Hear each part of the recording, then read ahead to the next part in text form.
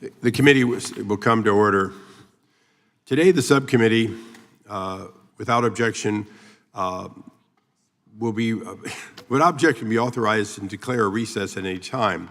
We welcome everyone here today for the Intellectual Property and Internet Subcommittee hearing, which will cover a broad range of current but important issues.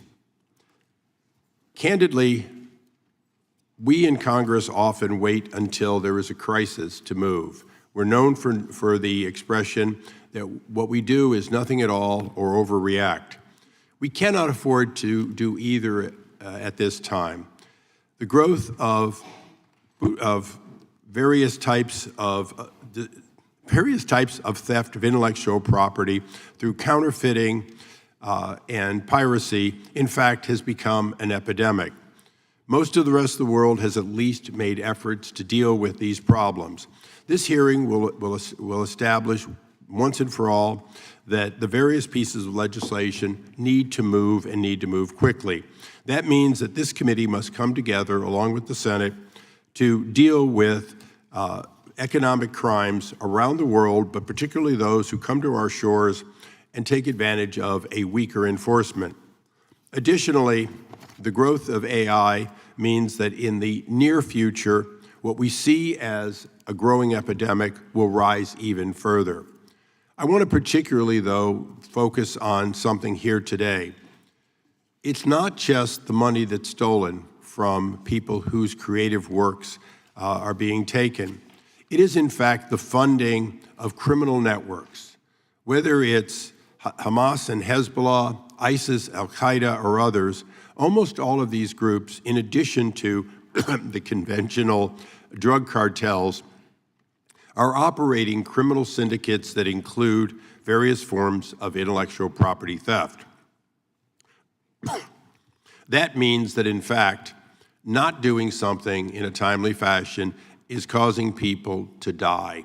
It's causing countries to live in terror. It's costing countless amounts of dollars that U.S. citizens pay in addition to the loss of revenue to those who create intellectual property. I want to make it clear, we all know that there are people who innocently think that watching on a bootleg channel something they would otherwise pay for, the cost is simply they're getting a deal of free. But if that money is in fact going to syndicates that are involved in other illegal activities, you are funding criminals. You are funding people who hurt people. 4 decades ago, Advanced Research Project Agency, ARPANET, adopted a communications protocol. I was a young lieutenant in those days, and we used it. We used it in a very limited fashion. One day, somebody came up with the idea of a way to communicate that became known as email. In those decades, half a century or so, we have gone from a connection of military bases and universities for purposes of furthering research to the internet as we know today. In addition, the advantage of Moore's Law, in fact, has made almost anything that you've ever seen in science fiction, all the way back to Jules Verne and all the way through to the Terminator, a reality today or in the near future. Decades ago, we passed the Internet Freedom Act and the DMCA laws to protect a fostering and nascent technology. They were good. They worked some. They have, in fact, been modified over times, and the notice and takedown orders have, in fact, made them more effective. The cooperation of all parties, including the internet providers, for whom this is simply overhead, in fact, has been appreciated. It has not come without a cost. Recently, the Supreme Court made decisions that provide certainty as to, in fact, whether there is liability for various actions or inactions. We're not here to talk about that today. We are, in fact, recognizing that we have to all work together if we're going to stop copyright piracy over the internet. Only a few days ago, I was honored to be at the White House to watch a UFC fight. It was amazing. The problem is, all over the world, people are watching those fights for free. The cost of that fight included $3 million of setup and takedown there at the White House. Somebody has to recognize that that's not without a cost. In addition, those who took the blows deserve to be compensated. To do so requires that, in fact, the purveyors be able to put that out in a streaming format and have it, in fact, only go to those who pay the small amount to get it. Digital video piracy includes illegal downloads, streamings of films and television, and it has resulted in an estimate of a loss of over 230,000 jobs and conservatively $47.5 billion reduced to our GDP. That's the economic cost. I've already covered in fact, the cost that I'm not overreacting to say people have died as a result of the money that is gained from that piracy. Well, millions of listings for copyright infringing content are removed every day under notice and takedown process set forth in the Digital Millennium Copyright Act. Right holders have raised concerns with the speed. Today, our witnesses come prepared to answer the major question: what is the reasonable speed? Can we do it at the speed of sound? Can we do it at the speed of light? More importantly, in a 45-minute, or sometimes a fraction of that, live sports broadcast, can we do it soon enough to make it no longer profitable for those who pop up and sell their clandestine wares? The internet has opened substantial new sales revenues for brands. That is enabling the trafficking of fake brands. And I want to make it very clear, I live on the Mexican border. My district covers 80 miles of the Mexican border. In my district, we have a holding facility that holds up to 40,000 square feet, racked 3 and 4 high, of illicit drugs. Those drugs often look like the real drug. They're in similar packaging. The pill or other container always seems to look very legitimate, even has the right letters on it. But when it's fentanyl, it has led to people dying. So counterfeiting is not simply a matter of getting a purse that looks cool that you can take to a party and maybe no one will know, or you may even brag that it's a fake. It also includes the counterfeiting of pharmaceuticals that, in fact, once again, lead to people dying. The patchwork of laws, in many of these cases, state by state, ask the question, should we continue to have states make decisions that make honest, law-abiding purveyors of products life difficult, while in fact not effectively stopping the clandestine work? We made this decision in 1972 through both legislation and court that we weren't going to do it with copyright for music. It's been a long time since that, and there's needed to be some additional items done. But we have profited as a nation from having not just one standard, but having the federal government be able to aid states in the enforcement of copyright protection. The same needs to happen relative to AI. I think we all know it has to happen, and more importantly, if we're going to protect the law-abiding citizen, we can't have it be simply an additional law on top of hodgepodge laws that in fact can create conflicts or greater regulatory requirements. There needs to be a congressional act targeted and in a measured way, meaning don't overreact. Any federal legislation must balance 3 goals to avoid hobbling American innovation in online services and AI technology, which will, in fact, ensure the continued leadership around the globe of U.S. technology. Let's make it sure, in closing, that there is one thing beyond all that I have mentioned that is at stake, and that is global leadership. America leads the world in high tech. We do so because we welcome people from around the world to join us through immigration. Our universities are the envy of the world for both those who come and stay and those who come and go back. But that leadership is challenged by many others, but particularly by a China that in fact does not respect intellectual property, but does appreciate the innovation. They appreciate it so much, they steal it. It is Congress's responsibility, thus, to, in fact, make clear that, that we are in a war, we're in a battle, we're in a competition against China, and we are determined to win. Before I recognize the ranking member for his opening statement, I'd like to set a tone quickly with a short video. If we could please run the video. With audio. Movies all over the world, from the last 4 Jurassic World films in too many locations to count to Twisters in the great state of Oklahoma. Filmmaking is global, but truly gifted storytelling is an American specialty and one worth protecting. I want to thank Chairman Issa and Ranking Member Johnson for your important work. Today, our filmmakers have no remedy to combat rampant competition from piracy websites based overseas, offering up exact digital copies of our work for free. This illegal marketplace is threatening the bedrock of America's creative economy. Congress has the ability to provide an effective remedy to this. Please pass the same laws already being used by our friends and allies in nearly 60 countries around the world. Site blocking legislation. Please act now to save millions of American livelihoods.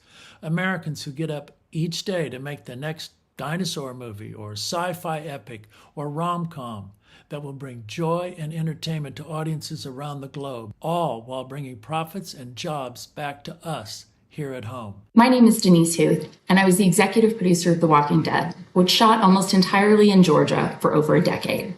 I come to you today with an urgent problem and a sincere hope for your help. The United States is the best incubator of talent and innovation in the world, as evidenced by the movies and TV shows that we make here every day. On the last season of The Walking Dead, we hired almost 4,000 people in Georgia, spending over $57 million over 11 months. But even more enduring than those statistics is the fact that the little town where we shot the series, Sonoy, Georgia, was completely revitalized from a few businesses when we arrived to becoming a thriving tourist mecca. Our local productions continue to be undermined by widespread digital piracy, accessible on websites and apps from any home with internet service. Most are based overseas, outside U.S. law enforcement's reach. The United States needs site blocking legislation urgently. We must give our hardworking American labor force the ability to be paid fairly for their work, rather than have their success and the profits from it stolen by criminals overseas. Please protect these livelihoods, the millions of Americans working in the film and TV industry, and the vitality of the culture that we export to the world. My name is Wendy Feinerman, and I'm a film producer. America is the global leader in storytelling and innovation, and nowhere is this more evident than in the movies and TV shows that we export around the world. In all 50 states, over 2 million workers get up every day to make the entertainment that audiences love. For my most recent film, The Devil Wears Prada 2, we employed almost 1,500 local cast and crew in New York State alone. We paid more than $45 million in local wages, and the production contributed over $67 million in economic activity to the local economy, and that was just in 46 days. But this work is increasingly undermined by widespread digital piracy. Each year, this piracy causes an estimated losses of between $29 and $71 billion from the U.S. economy and costs as many as 560,000 American jobs. Congress should enact the same laws already used by our friends and allies in over 60 countries around the world. The United States needs site blocking legislation, and we need it today. We must act to stop offshore piracy. I'm asking you to protect the millions of Americans working in the industry that I love and the one that represents one of our most valuable exports. Thank you for protecting it. Hi, my name is Mark Varadian, and I'm a film producer. I want to thank Chairman Issa and Ranking Member Johnson for the important work this subcommittee has been doing to address digital piracy. Last year, I was happy to speak to visiting members of Congress at a field hearing in Los Angeles about the urgent need for a solution. Today, we can't release a movie without immediately losing significant income to piracy websites based overseas. This is an existential threat to the American film business at a time when Hollywood economics are under tremendous stress. America remains the world's best storyteller, exporting those stories globally and creating an economic engine here in the US that benefits millions of Americans in all 50 states. But those jobs are at risk from digital piracy. Congress can and should enact the same laws already being used by our friends and allies in nearly 60 countries around the world.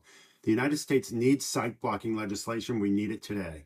Please act now to protect one of America's most successful export industries, preserve millions of well-paying jobs, and ensure the future generations of American filmmakers will continue creating the stories that move audiences around the world. I'm Scott Turow. I certainly don't need to remind this audience that protection of authors and their copyrights is delegated to the Congress in the Constitution. It reflects the vision of our founders that an independent class of creators, supported by their audience, not by the government, not by private patrons, is essential to the flourishing of our democracy and the free flow of ideas. For more than a decade now, that constitutional vision has been jeopardized by the existence of offshore pirate sites that have sold millions of stolen ebooks without a cent in compensation to authors or their publishers. If this was a storefront selling stolen books, we'd have no hesitation about closing it down. And we should have no hesitation in this case either about the needed federal legislation that will allow authors to enforce their rights in the face of theft that has been organized and industrial and flourishing beyond our borders. My name is Lee Thomas Miller. I'm the president of the Nashville Songwriters Association International, and I am an American songwriter. Growing up on a farm in Nicholasville, Kentucky, the radio was my window to the world. I dreamed of someday being part of the music industry that delivered the songs I loved. After moving to Nashville, I struggled for 11 years in a 10-year town, trying to pay the bills with a wife, 4 young kids.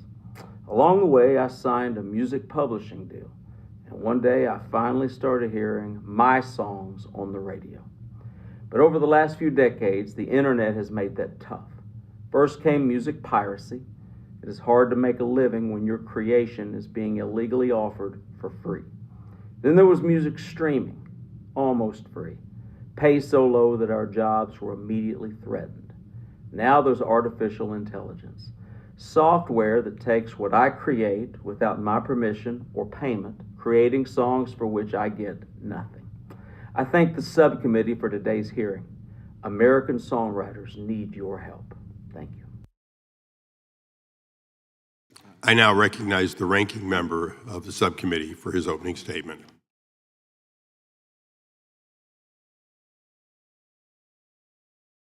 Thank you, Mr. Chairman. When the modern internet was born in January of 1983, many considered it just another Department of Defense project for the military. But thanks to taxpayer funding, the United States was able to partner with research universities and eventually private companies to harness this innovation for use by the general public. Over its first 10 years, the internet evolved from an application to compete with the Soviets to a place where people could socially connect, conduct business, and communicate with others, and even it evolved into a medium for artistic expression. Today, it's hard for many of us to imagine a world without new recipes at our fingertips, instant news updates, or pictures of our friends and family on our social media news feeds. Good or bad is no longer the question. The internet is inescapable from modern society. This is quickly becoming the same with generative artificial intelligence, which has been adopted by businesses and consumers alike in just a few short years. Even with widespread adoption of transformative technology, it is imperative that we continue to protect rights holders when technology is used to steal intellectual property, defraud consumers, and increase inequality. Products available online from a trusted website can seem identical to those at brick and mortar stores, but instead are produced with harmful chemicals or contain dangerous malware. These nearly identical knockoffs can damage your favorite brand's reputation and harm their ability to stay in business. Websites that miraculously have Project Hail Mary streaming for free really are too good to be true. And that product with Tom Hanks in the commercial may not have actually been endorsed by Tom Hanks, just a replica created with AI. Some of these may seem harmless at first glance, but they matter to me and my constituents. Film and TV spending in Georgia, the Hollywood of the South, hit $4.4 billion in 2022 with 412 productions, but increased costs have devastated our film and TV market. Spending was down $2.3 billion in the last fiscal year, with just 245 productions. Our writers and actors need jobs to keep creating, and market changes have made that all the more difficult to achieve.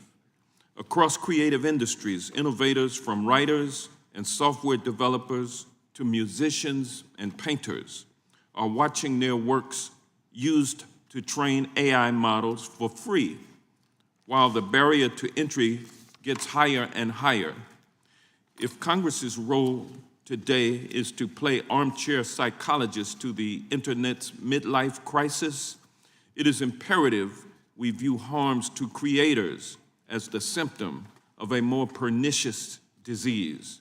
The question we should be asking ourselves is, are the innovations before us serving the American people, or do they exclusively benefit a small handful of the wealthiest, most powerful corporations and individuals in the world? Georgia's 11 million plus residents have a median household income of just under $82,000.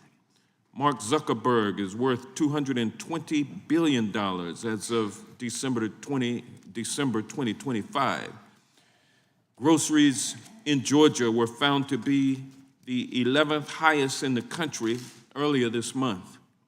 Elon Musk just became the world's first trillionaire. Homes in 79% of Georgia's counties are considered unaffordable for the average worker. Jeff Bezos just spent an estimated nearly $50 million on his wedding. Americans are clearly facing an affordability crisis, but those at the very top are doing well and getting wealthier and wealthier every day. The price of everyday consumer devices, such as your laptops and computers, have continued to climb, now to an estimated 15 to 25%. Data centers are driving up utility costs, straining the grid, and degrading the quality of the everyday appliances families depend on, like our air conditioning and heating systems. Senior citizens are having to choose between paying their utility bills and their prescriptions.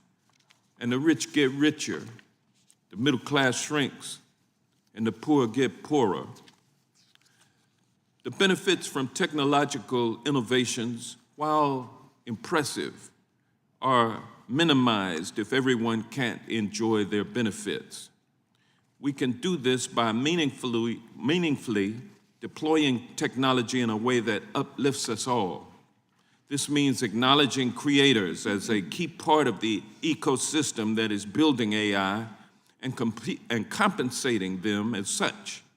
This means enacting protections for American workers, building responsibility, and deploying equitably. I look forward to hearing from the witnesses how we can better protect America's artists, innovators, and the creative fields. I thank Chairman Issa for holding this important hearing, and I yield back the balance of my time. Gentleman yields back. Thank you. We now recognize the chairman of the full committee, Mr. Jordan, for his opening statement. Thank you, Mr. Chairman. I'll be brief. I just want to thank you for your work for now over 2 decades on trying to stop copyright piracy and harmful uses of AI while not harming choice, innovation, and maybe most importantly, First Amendment liberties. We appreciate your tireless work, and I know this is your last session in Congress. We'll probably have a few more hearings, but I did want to take the time to thank you for this issue and so many others that you've worked so hard on, and I look forward to thank our witnesses for being here and look forward to hearing from today's panel. With that, I yield back. I thank the chairman. I profusely thank the chairman. We now recognize the ranking member of the full committee, Mr. Astin, for his opening statement. Thank you kindly, Mr. Chairman. Welcome to our witnesses. A couple months ago, I got a postcard in my mailbox, which let me know that 3 books that I've written over the course of my career had been used to train Anthropic's Claude AI large language models, and because of this, I was entitled to be part of the settlement in the Bartz versus Anthropic case. Now, this surprised me because, first of all, it reminded me that I used to write books. Now I just post 280 characters every day. But it also surprised me because I didn't know anything about the litigation, much less did I know anything about the fact that Anthropic had essentially swallowed up the contents of 3 of my books, apparently rejecting the relevance and the utility of several other books I'd written. But Anthropic had never called to ask me to use my books. But a judge found that Anthropic's ingestion and digestion of my books without payment was fair use. Claude AI may not be allowed to simply reprint my book and regurgitate it line for line and sell it, but it may profit off of my word choice, my cadence, my style, such as it is, my conceptualizations, and my research, among other attributes of my writing, for free. Now, if I finally get around to filling out the form, which means I have to finally get around to finding the postcard, I may get a de minimis check in the mail because the judge did find Anthropic had used pirated versions of the books that it used to train its large language model, and the parties, including apparently me, settled shortly after this holding.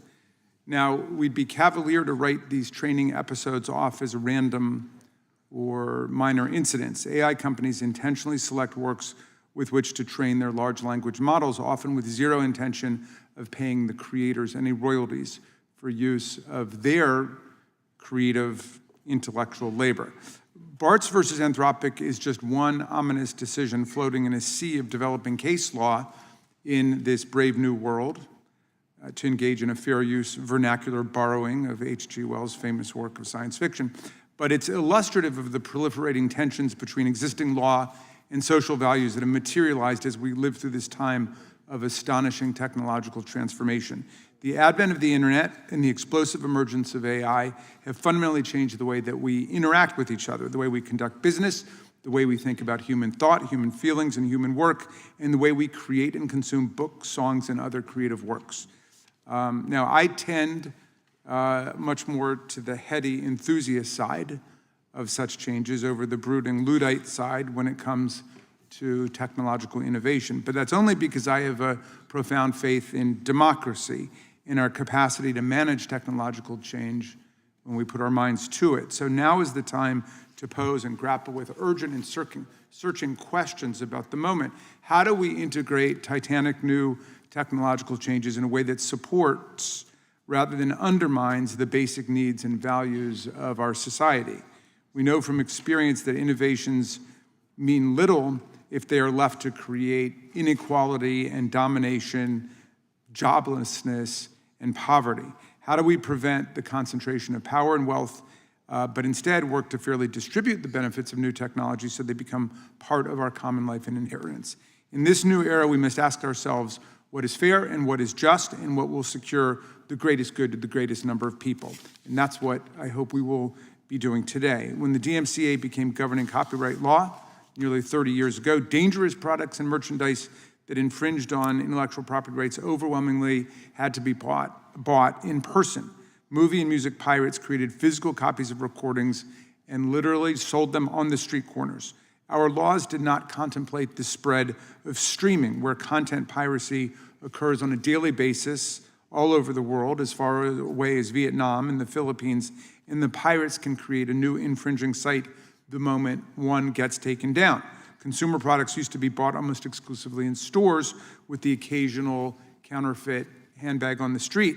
Today, harmful counterfeit products like exploding batteries, toxic baby cream, and asbestos-laden crayons can be bought, often, usually unwittingly, by consumers online, and they arrive at their doorsteps in a matter of hours.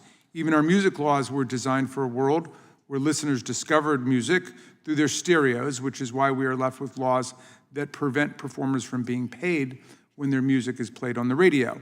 These issues affect not just the 2 million employees of the movie industry or the nearly $12 billion in revenue from the music industry, but also the consumers who end up paying the cost of counterfeit goods that break or cause harm or just drive up the price of the real product.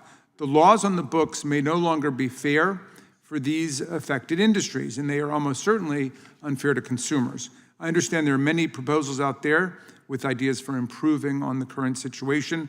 I'm a proud co-sponsor of one of them, the American Music Fairness Act, which would ensure that performers are paid when their music is actually played on the radio. In many ways, AI has supercharged problems that have been percolating since the advent of the internet.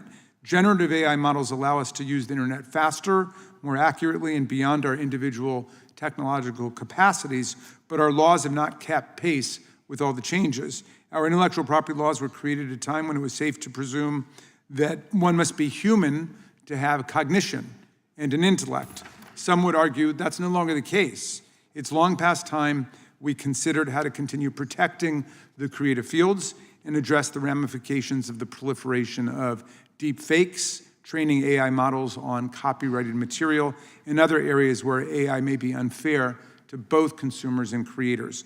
I know some of my colleagues want to do away with the regulation of AI companies altogether, but we can protect content creators and help businesses thrive at the same time. We don't have to choose.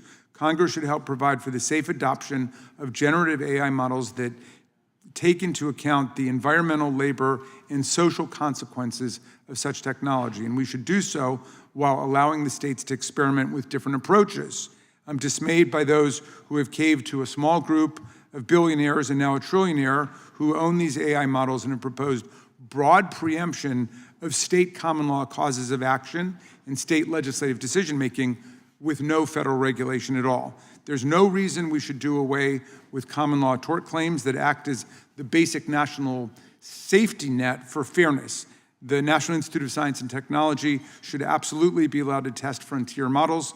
And if AI models are being built on the hard work of artists, writers, and inventors, we should be thinking long-term to ensure that there are more artists, writers, and inventors a generation from now creating material to sustainably train the next wave of generative innovation to come. The rational next step for this committee is to ask ourselves how we can map a path forward for all Americans to use technology while ensuring laws that protect consumers and creators, workers, and families. Thank you, Mr. Chairman. I yield back to you. The gentleman yields back. Without objection, all other opening statements will be included in the record. We now go to our distinguished panel of witnesses. Mr. Sean Astin. Mr. Astin is the president of the Screen Actors Guild. By the way, one of the few things I haven't done, and I continue to say I'm available for a bit part. Am I allowed to do that? Anyhow, the American Federation of Television and Radio Artists, commonly known as SAG-AFTRA. He is himself an actor and a long distinguished career in film and television. To name just a few, he has appeared in The Goonies, Rudy. By the way, we're going to talk about Rudy. Yeah, that's going to happen. How can we not? Even if you didn't go to the right college. The Lord of the Rings trilogy, Stranger Things, Teenage Mutant Ninja Turtles, and many more. Thank you for being here as a well-knowledgeable expert witness in addition to your current role. Mr. Chris Floyd. Mr. Floyd is a legal and business strategy advisor to Ablin Entertainment and film and television production company. Basically, he's Steven Spielberg's most trusted advisor. He previously served as the chief operating officer and general counsel at the partnership for a decade and held various positions with DreamWorks Studios, Universal Pictures, Paramount, and Walt Disney Productions. Welcome.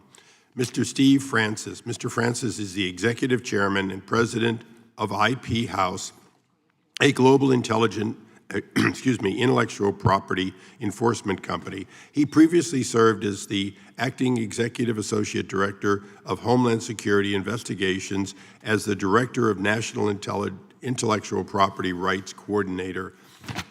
Thank you and very much welcome. Mr.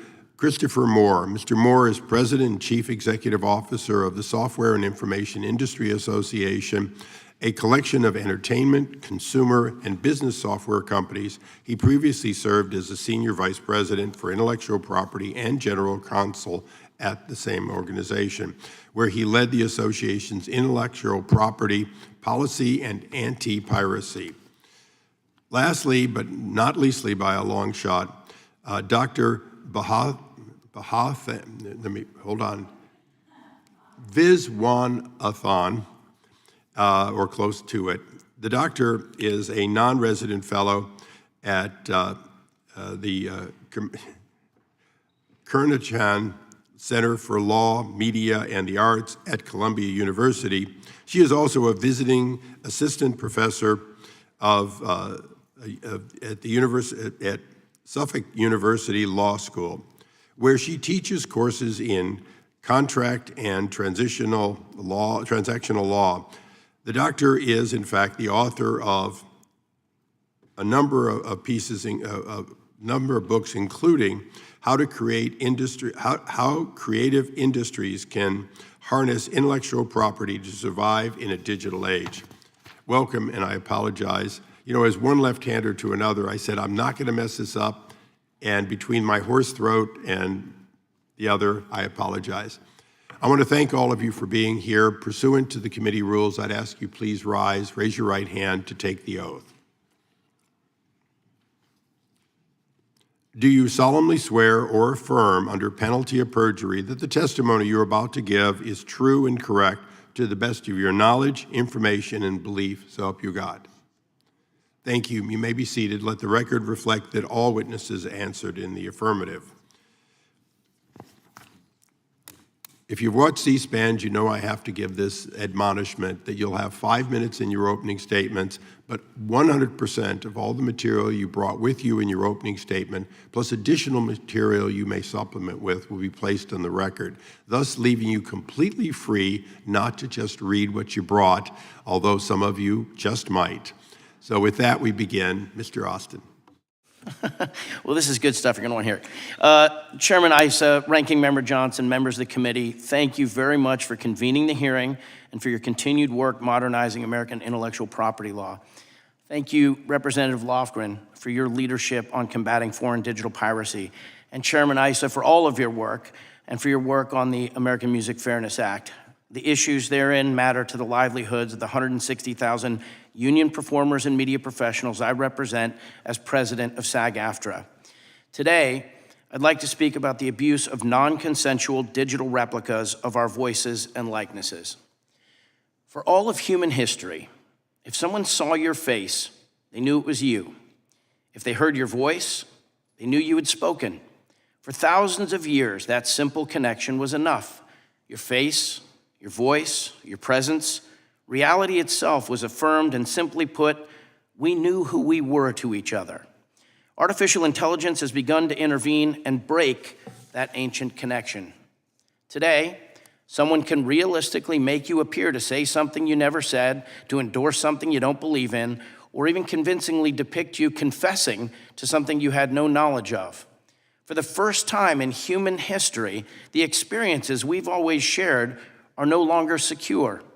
Our relationship to community is distorting, thanks to a wave of technology made widely available without much concern for public safety. In my line of work, we deal with emotions, So on behalf of our performers, I'm here to tell you what this moment feels like. To begin, we make our livings by granting the use of our voices and likenesses to our employers. That's what they pay us for. Through every audition and with every career setback, we know we rely on the fact that when the jobs finally come, we have something uniquely ours to offer.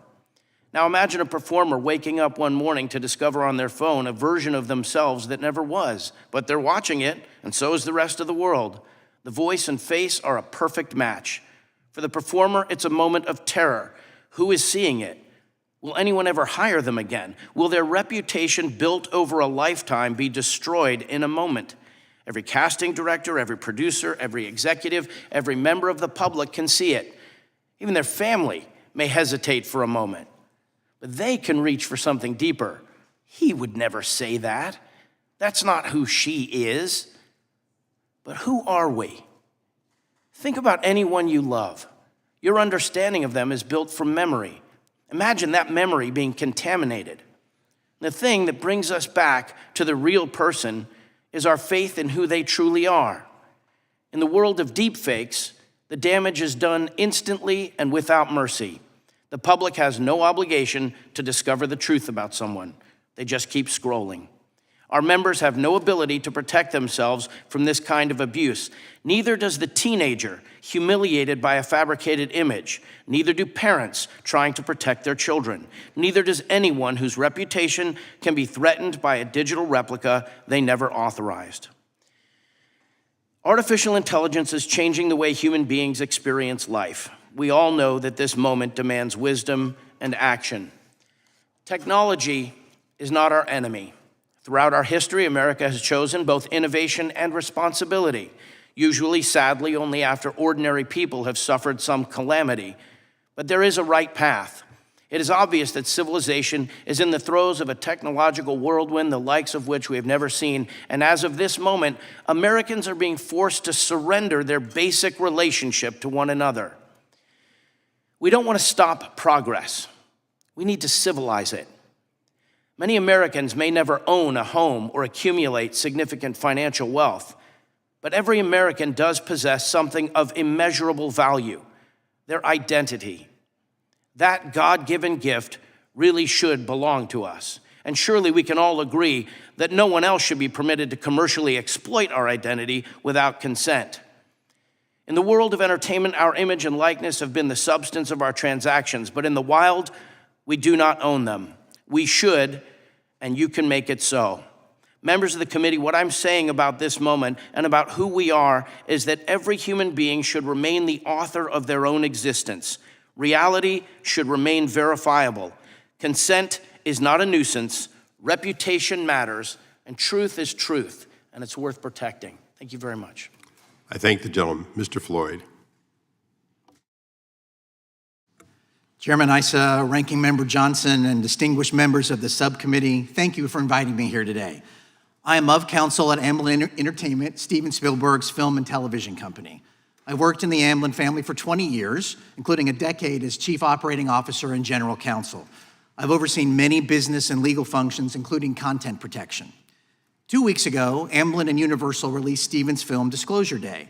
Adding to his legacy of films like War of the Worlds and Minority Report, Disclosure Day fully embodies Steven's beloved sci-fi genre, embracing modern technology that makes transporting audiences to another world even more thrilling. However, these technological advancements also present challenges. Steven's prior sci-fi movies were released in a drastically different marketplace before the internet supercharged digital piracy. When Minority Report was released in 2002, piracy was still limited largely to hard goods. DVD bootlegs from camcorders in a theater with muddled sound and shaky video, then sold on street corners. They were poor knockoffs, and customers knew it. While the scale of piracy was reason for some concern then, today, digital piracy costs the U.S. economy a staggering amount, at least $29 billion annually. We now expect each release will be made available immediately in perfect digital form from offshore pirate sites with global reach. This substantial increase in quality, coupled with wide and immediate availability on any device, makes this an urgent economic and consumer safety problem. Together with our studio distribution partners, we spend hours seeking removal of these infringing videos. Additionally, all the studios and streamers created the Alliance for Creativity and Entertainment to work with global law enforcement to combat piracy. But even with these extensive efforts, representing tens of millions of dollars and countless work hours, piracy still inflicts huge harm on the market for our films. When we find Disclosure Day online, we have limited recourse, primarily because most pirate sites are operated by overseas criminal enterprises. We have laws that enable us to go after pirate sites in the US, but Bulgaria, Vietnam, the Philippines, these jurisdictions sit outside the practical reach of US law enforcement, but easily reach US consumers online. Now, global revenues from US films are shared with cast and crew in residuals and pension, health, and welfare payments. Profits are poured into new productions in every state of the union, including with local businesses. Shooting a one-hour television episode generates around $475,000 per day locally, while a feature film generates $670,000 per day. The billions siphoned from our economy by these overseas criminals should be available for these future productions and payments to industry workers, but they're not. Today, piracy detrimentally impacts millions of creatives in the US entertainment industry and the economy as a whole, while funding a global network of crime. According to Digital Citizens Alliance, European authorities dismantled a piracy operation across 11 countries in 2024 that generated $3.5 billion yearly, seizing drugs, weapons, and millions in cryptocurrency. In Spain, Operation Fake exposed another site that also dealt in drug trafficking and money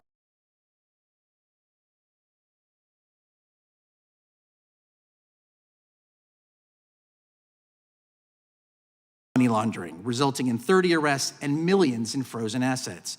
So what is to be done? Well, I ask you today for the tool proven effective in nearly 60 countries globally, but still lacking in the US, judicial site blocking. Under these laws, when a court determines through a full and transparent process that an offshore site is dedicated to piracy, it can direct internet providers to block local access. Studies prove site blocking results in fewer visits to piracy sites and an increase to legitimate sites. Portugal witnessed a 70% drop in traffic, Australia saw a 25% decrease, and the UK experienced a 10% surge to legal services. This would be a game changer for our industry's 2.3 million workers and America's creative economy. Historically, the US led the world in IP enforcement, but we've lagged behind for the past decade. Other countries have shown us how to do this without impacting speech, due process, or the internet. It's time the US reasserts its leadership role on anti-piracy. And finally, allow me to turn briefly to artificial intelligence, where the US is the leader in innovation, as it should be. As a tool, AI can further empower us to tell compelling stories and reach audiences. But as we consider how to maintain America's competitive advantage against China and other countries, we must also remain the global leader in both the innovation and creative industries. How these AI companies win the AI race and how they treat copyrighted work will affect the force of human creativity in the future. We'll never maintain America's lead by lowering our IP standards to match those of the Chinese. That's why our industry supports the No Fakes Act, which combats dissemination of unauthorized AI-generated deepfakes while safeguarding protected expression such as parody, news, and biopics. My community thanks the subcommittee for your dedication, and as we look forward to working together to rebuild a vibrant U.S. entertainment industry. Thank you. I thank the gentleman. Mr. Francis. Chairman Issa, Ranking Member Johnson, and distinguished members of the subcommittee, thank you for the opportunity to testify today. I spent over 25 years in federal law enforcement, including as the director of the National IPR Center, working alongside colleagues from Homeland Security Investigations, U.S. Customs and Border Protection, the Department of Justice, and law enforcement partners across more than 30 countries. I've seen IP enforcement from multiple angles. I know where the government excels and where the prioritization creates challenges for enforcement. I appear today on behalf of IP House, a global IP protection enforcement company I co-founded, and after recognizing critical gaps in the enforcement landscape. IP House operates across every major jurisdiction because IP crime is truly global. We detect and disrupt infringement networks at scale, bringing global intelligence and operational visibility that complements the work of governments and rights holders worldwide. What I see at IP House confirms what I witnessed throughout my career. As commerce has moved online, IP crime has grown more sophisticated, more organized, and harder to disrupt. Criminal networks now exploit the speed, scale, and anonymity of the internet to steal IP and endanger consumers on a global scale. So today's hearing is incredibly timely. Counterfeiters operate through anonymous digital storefronts on the trusted online marketplaces American consumers use every day. They rapidly cycle through the seller identities, domains, and payment processors to evade enforcement, often moving illicit proceeds long before traditional legal remedies can take effect. That is why IP House focuses on following the networks and the money, not just removing individual listings, to dismantle criminal organizations rather than chasing one product at a time. They are not harmless knockoffs. They include counterfeit pharmaceuticals, automotive parts, electronics, children's toys, and household products that threaten the health and safety of the American consumers. One of the most effective U.S. civil tools against counterfeiting is what practitioners call Schedule A litigation. It allows rights holders to bring a single action against multiple anonymous foreign sellers engaged in the same infringing conduct. Just as importantly, it allows the courts to quickly freeze the seller accounts and related assets before these proceeds disappear beyond the reach of U.S. jurisdiction.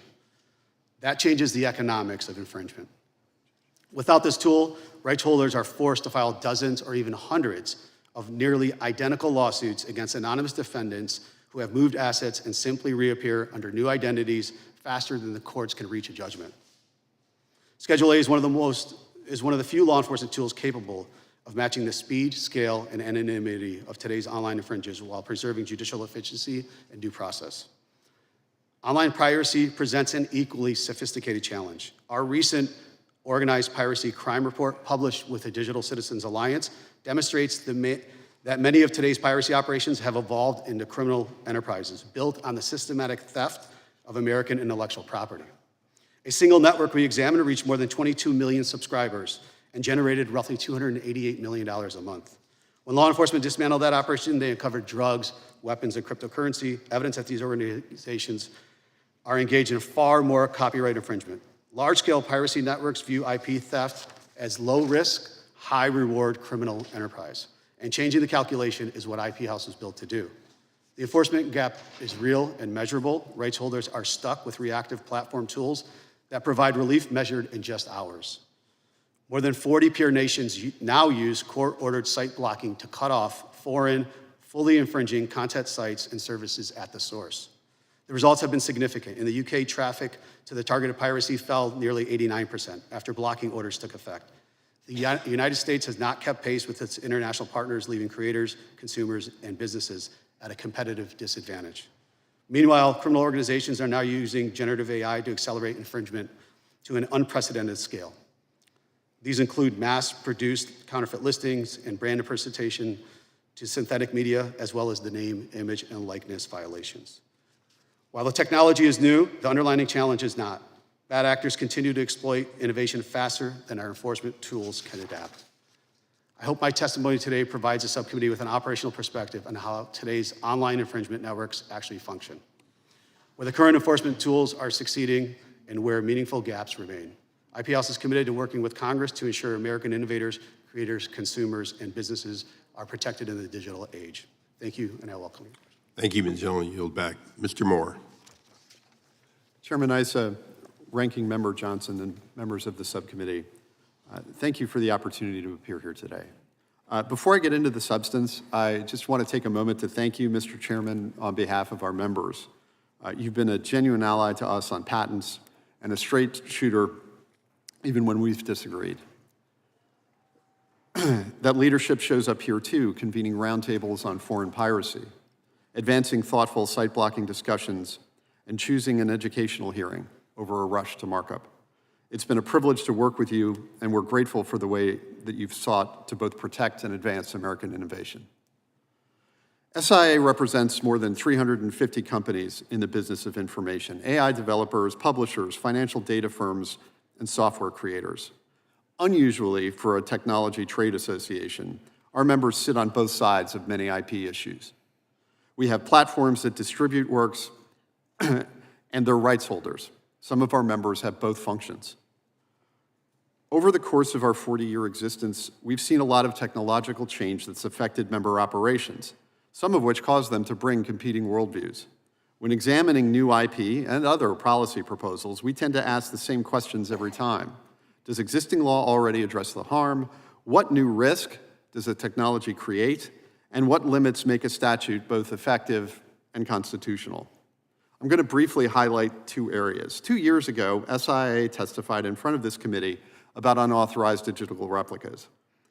And on digital replicas, the harm that these unauthorized uses cause is real. These AI-generated voices and likenesses are already defrauding consumers and exploiting performers. We support the creation of a federal right here, and we supported the Take It Down Act last year as proof Congress can build precise, targeted tools for AI-enabled harms. In terms of vehicles that have recently moved, the No Fakes Act has received a lot of attention.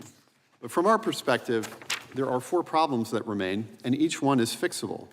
First, the preemption clause grandfathers in existing state law and only displaces state regimes for expressive works, so the bill doesn't really deliver on the promise of a national standard. Second, the counter-notification safeguard against wrongful takedowns only exists inside the bill's safe harbor framework. At statutory damages up to $750,000 per work and a life plus 70 term, no company will risk staying outside that framework. So in practice, this isn't a narrow opt-in category. It's close to the entire digital ecosystem operating under a takedown regime with no guarantee necessarily to put wrongly removed content back up. That raises concerns over speech at scale. Third, there's no general intent requirement, risking liability for general purpose AI tools and inadvertent lookalikes alongside the actual bad actors. And fourth, again, this goes to scope, the bill's framed as touching only user content platforms, but it reaches deep into the broader digital economy and shifts Section 230 treatment along the way. We don't have a problem with that resolution, but it emphasizes the importance of getting the details right. Now, we've supplied red line language on these issues, and these are fixes, not objections to the bill's premise, and we're ready to keep working on it until we handle these problems correctly. The second topic that I'm going to address is foreign piracy. And site blocking specifically. This is a different question, and our members are genuinely split on site blocking as a remedy. And my goal here is not to advocate a specific solution, but to present the equities that Congress has already begun to consider. First, the underlying problem is real. These pirate sites sit outside US courts' reach, and they keep operating through mirror domains and offshore hosting, no matter how many times they're shut down. But the concerns over how blocking gets implemented are just as real. Blocking at the level of DNS resolvers doesn't respect borders. Targets increasingly share cloud infrastructure with thousands of unrelated lawful sites, so a narrow order can have overbroad effects. And foreign experience shows that legitimate services can get swept up by mistake. So we're not here to endorse or oppose a specific proposal. We're here to say that if Congress moves forward, 4 guardrails should be non-negotiable. Real judicial process with some adversarial testing, not rubber stamp petitions, targeting precise enough to protect shared infrastructure and lawful content, strong good faith safe harbors for the providers required to comply, and no mandate for a single government prescribed technical method. On both issues, our position is the same: get the goal right, get the mechanism right, and we all win. And our members are going to have to operate under whatever regime Congress creates. Thank you again for the opportunity to testify, and I welcome your questions. Thank you. Dr. Viswanathan. Chairman Issa, Ranking Member Jordan, Ranking Member Raskin, thank you, Johnson, pardon me. It's catching. Thank you so much for having me. My name is Bhamathi Viswanathan. I teach at Suffolk Law School, where I teach copyright law, constitutional law, contracts, and artificial intelligence in the law. Happily for all of us, I'm here today to talk about contracts and copyright, both, and not constitutional law. And I want to frame this with 3 thoughts quickly, and then I'm going to move on to 3 potential solutions that I see. The framing is, I'm going to take it from the title of this hearing, which struck me, the midlife crisis question.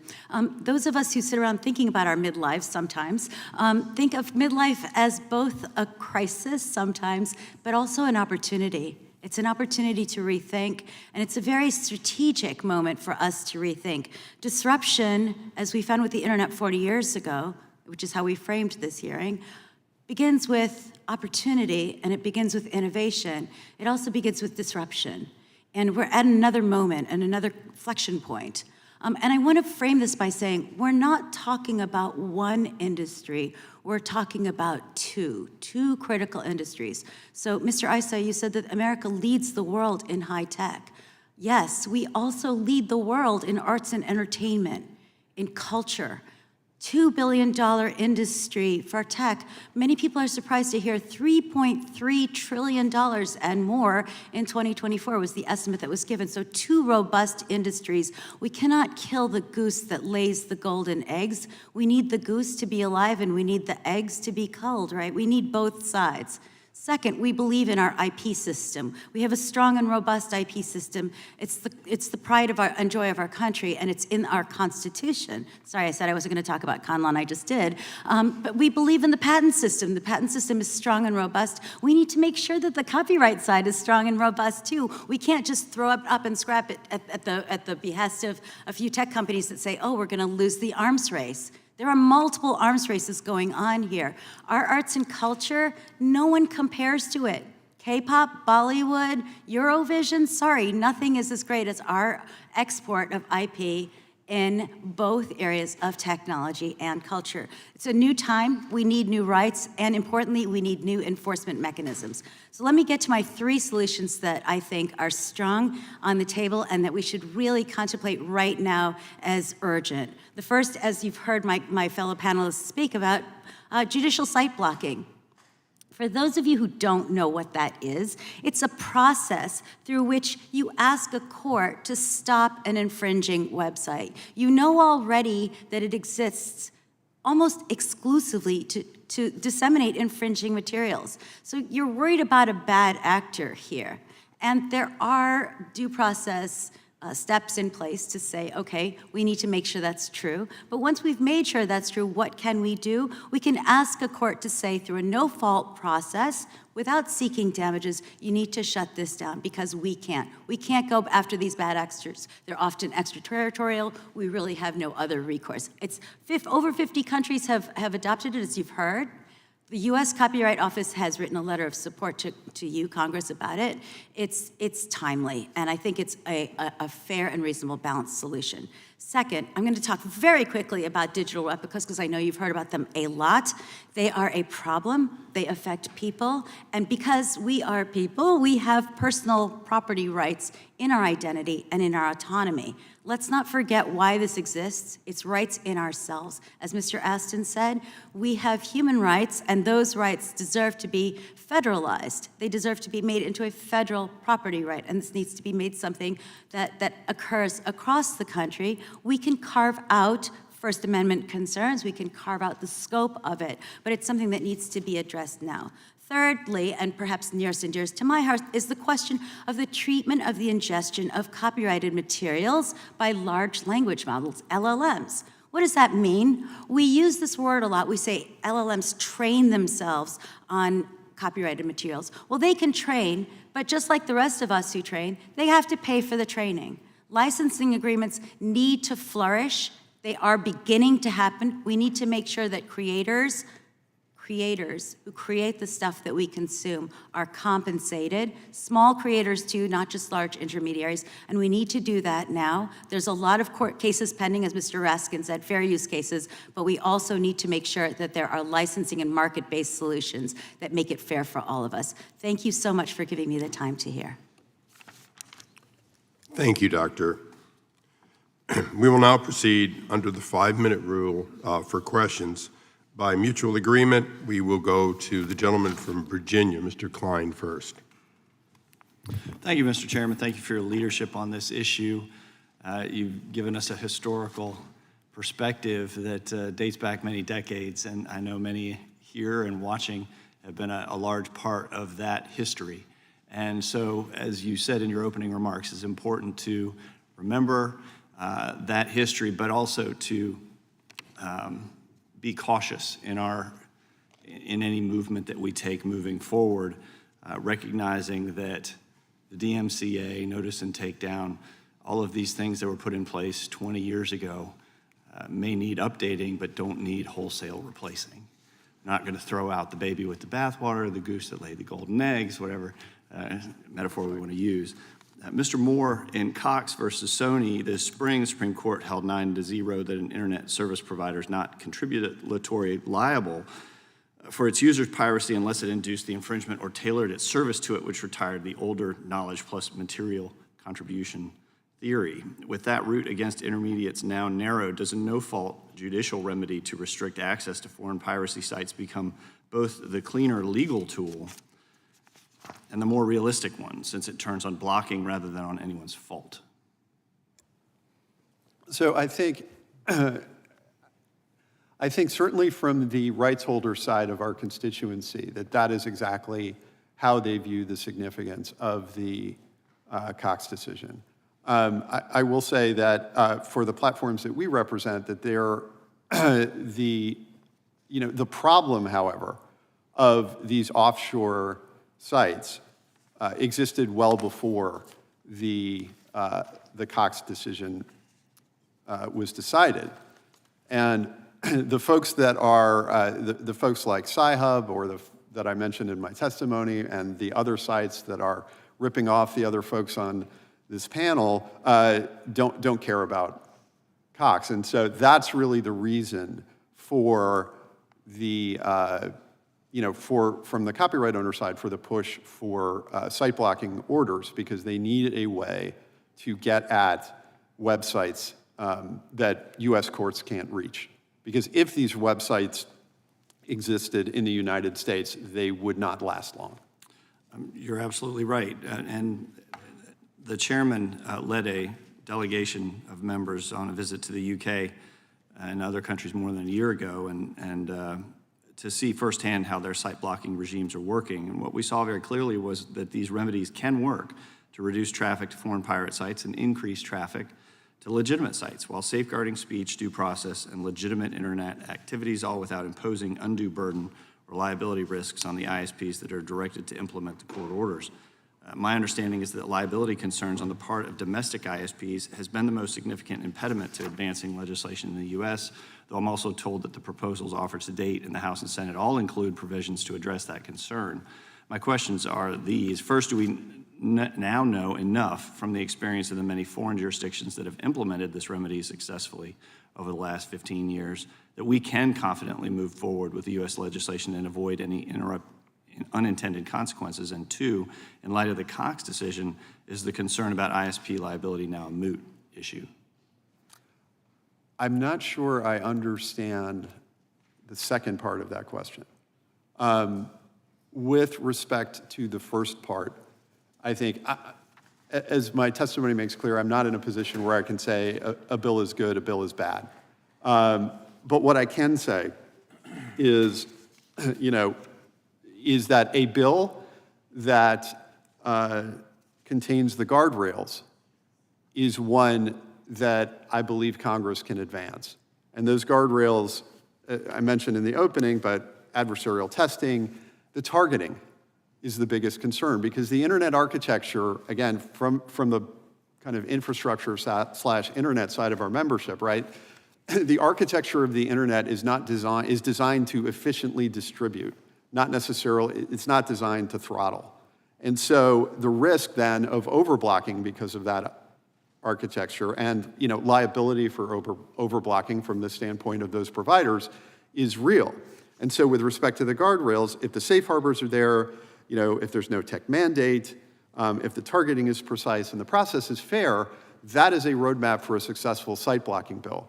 And then again, devil's in the details, and I am not in a position where I can give you those. Thank you. Yield back. Gentleman yields back. We now go to the ranking member of the subcommittee, Mr. Johnson, for his 5 minutes. Thank you, Mr. Chairman. Professor Viswanathan, AI systems require massive amounts of data for their training and development. And AI companies are continuing to train on copyrighted material to release better and better models. Should AI developers be required to disclose the data sets used to to train their models? Thank you so much for asking me that question, Mr. Johnson. I want to start by saying we use the word training, and I'm not sure that that is always the right word. They do ingest enormous amounts of material to generate what they generate. But when we train, when you and I train, when we learn, when we go use things, we pay for those materials. We license them or we buy them. I buy a book in the bookstore, I use it in the library, which has already paid a licensing fee. I am training in a respect, but that's not the same thing that the AI companies are doing. What they're doing is they're gobbling up huge amounts of material. Do they need to disclose their data sets? Yes, that's, I think, one part of it. I think that in the fair use cases I've been talking about that Mr. Raskin was just referring to the one where his books were ingested, right? What happened there? I don't think they ever paid you for those books. You will be paid, go find that postcard in the settlement, because it's, the point is, right, it's not just disclosing what they trained on. By the way, in the Bart's case, we found that they were in fact training on pirate sites as well, right? So we're learning what they're training on, and it's not good. But they should also be made to realize that you can't just take it. It's not a get out of jail for free card to say, oh, it's expensive to license. They need to license the materials that they're using, as one does. It needs to, I think market-based solutions are the preferred solution because parties come to them, but we need to monitor what in fact they're doing. I think disclosure is a part of that, but not the entire story. I think it's an important part of it. But most of all, I think we need to recognize that harm is being done to the markets, the actual and potential markets of copyright holders. That is not what fair use in the copyright fair use term was ever legally or in the spirit meant to have happen, right? It was not meant to be oh, it's beneficial and so you get to use it for free. It's beneficial, but it's also valuable and the value needs to be paid. Thank you. Mr. Floyd, how has the proliferation of internet piracy changed the way that movies are made? It's had a direct impact on the number of movies that we make and which movies we make. When we're making a decision as to go forward with the film, we do a profit and loss analysis, and we look at the history of the movies in the last few years, and we look and see what kind of revenues have been generated. As piracy cuts down on the revenues, the legitimate revenues that we're getting, we determine that our next movie is going to make fewer dollars, and so that impacts maybe our ability to spend a certain amount of money on a movie or make that movie at all. So what you end up with are fewer movies being made, fewer people being employed along the way, and more risk being taken by the studios on the movies that they do go forward on. Thank you. Mr. Austin, you've made a career off of your name, image, likeness, and voice. Everything we talk about when we examine digital replica legislation. What about individuals whose names or likenesses is not a commercial business? Do you think those individuals need to be protected as well? Absolutely. They need it as much, if not more. I mean, and yes. If you're, I mentioned in my testimony that if you're a teenager somewhere in your district, for example, and for whatever reason, with very little difficulty, someone's able to depict you as you, not you, this imagined teenager, saying or doing something, or you too, everyone in here. Yeah. I mean, we traffic in our identity and our reputations all the time. Well, so does a 14-year-old kid. And yet, these big platforms benefit financially from when some horrible, depiction is done of them, and they have no ability to do anything about it. So, yes, they should have their identity protected as a right. Thanks. Thank you. I yield back. The gentleman yields back. We now go to the gentleman from Wisconsin, Mr. Fitzgerald. Thank you, Chairman. I just wanted to go back to February of 2024 for a moment because that's when our committee first began discussing the issue of AI and digital replicas. And I see a lot of familiar faces on the witness stand as well, and in the audience where we were in Los Angeles for that field hearing. Mr. Moore, in fact, you testified at that hearing, if I remember correctly. And it was also the first time, I think Mr. Astin was there as well, that first time we met. Mr. Moore, let me start with you. When you testified in 2024 at that field hearing, you mentioned that there are already a number of state and federal laws that address many of the concerns with digital replicas. So if Congress were to act, and it should act in areas where AI poses a particular risk of harm left unaddressed by current federal state laws. Is that still kind of your testimony today, or has anything changed in the past 2 years since we last debated kind of the issue of AI?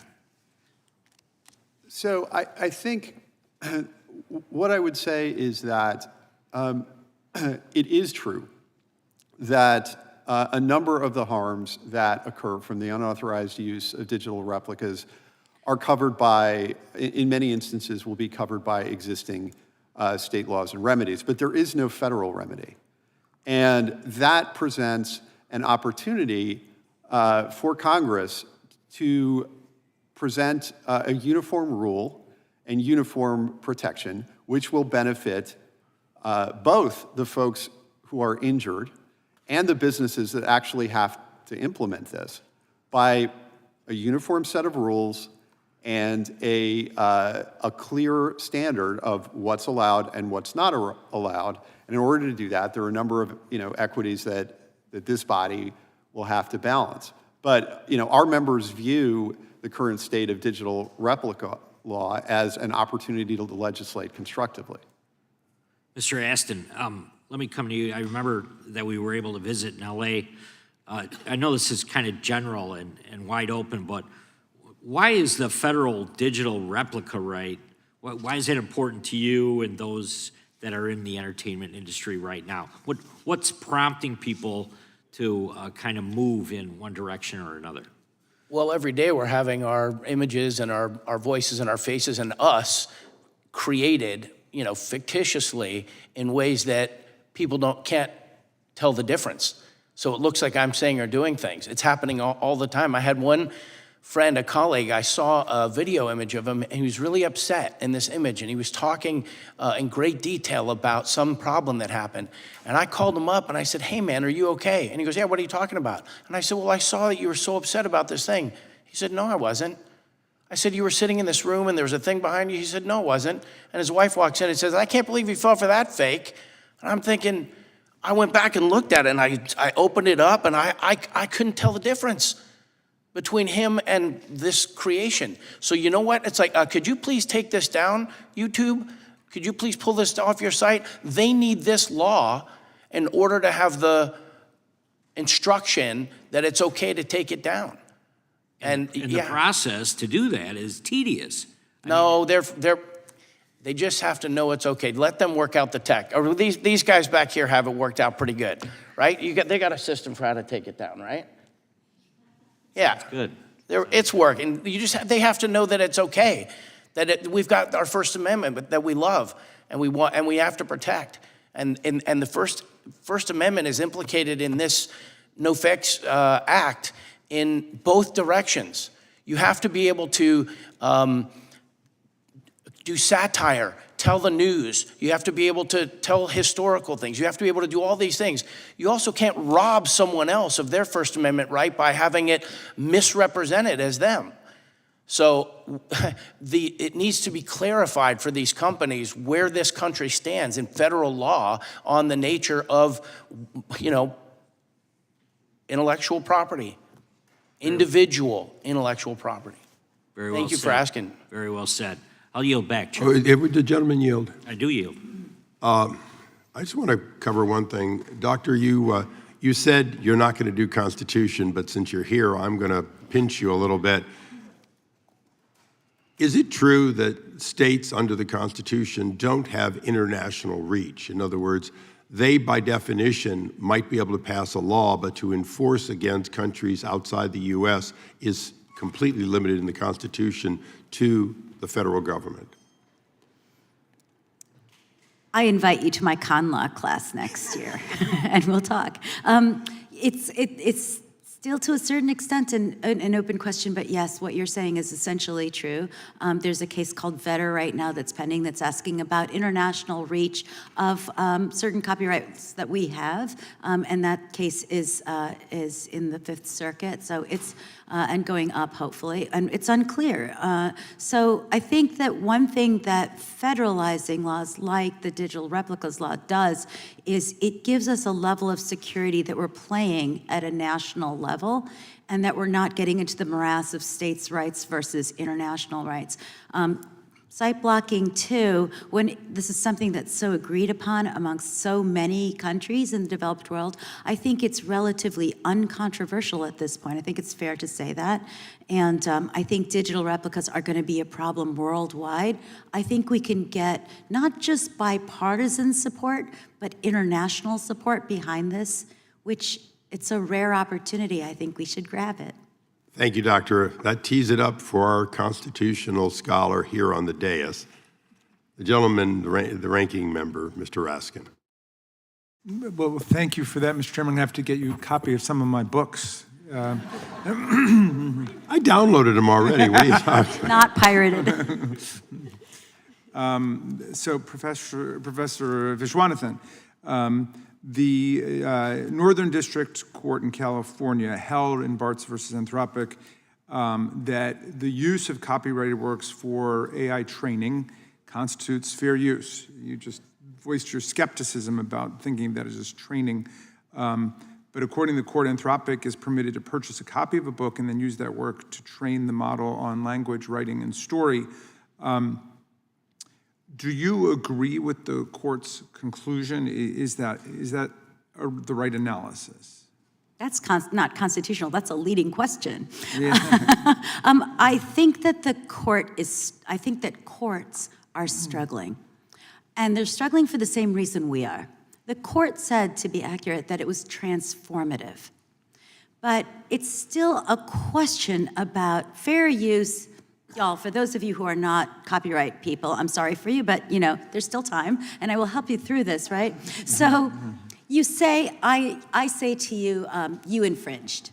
And you say, well, you're right, I did, but I did it for good reason. It's an affirmative defense, and it has 4 prongs to it. The biggest ones are, did you do something really important, transformative? Did you change it in some meaningful way that makes it important that we preserve that? And the 4th factor is, does it affect the market? And I want to point this out, actual or potential market, right? For the work, for the original work. The courts are confused and they're concerned because they see the effect on potential markets. At least the Bartz court does, right? What's the potential market? You could license that work otherwise. All right, so are there licensing regimes in copyright law that can serve as a model? Absolutely there are. There are licensing regimes that exist right now. You just asked someone a couple of moments ago, how are movies made? They license and cross-license all the time. That's how movies get made. When you embed a piece of song into a movie, you license it, you cross-license it. So there are regimes that exist, and fair use is not an open and shut case. There's over 100 cases that are pending right now. All right, so let me just ask you, are we going to be able to get to the solution within the existing contours of copyright law, or do we need to legislate to address the brave new world we're in? It's hard because we're at a moment right now where we want to go with a light hand because we don't want to hamper innovation. We'd like to encourage licensing regimes.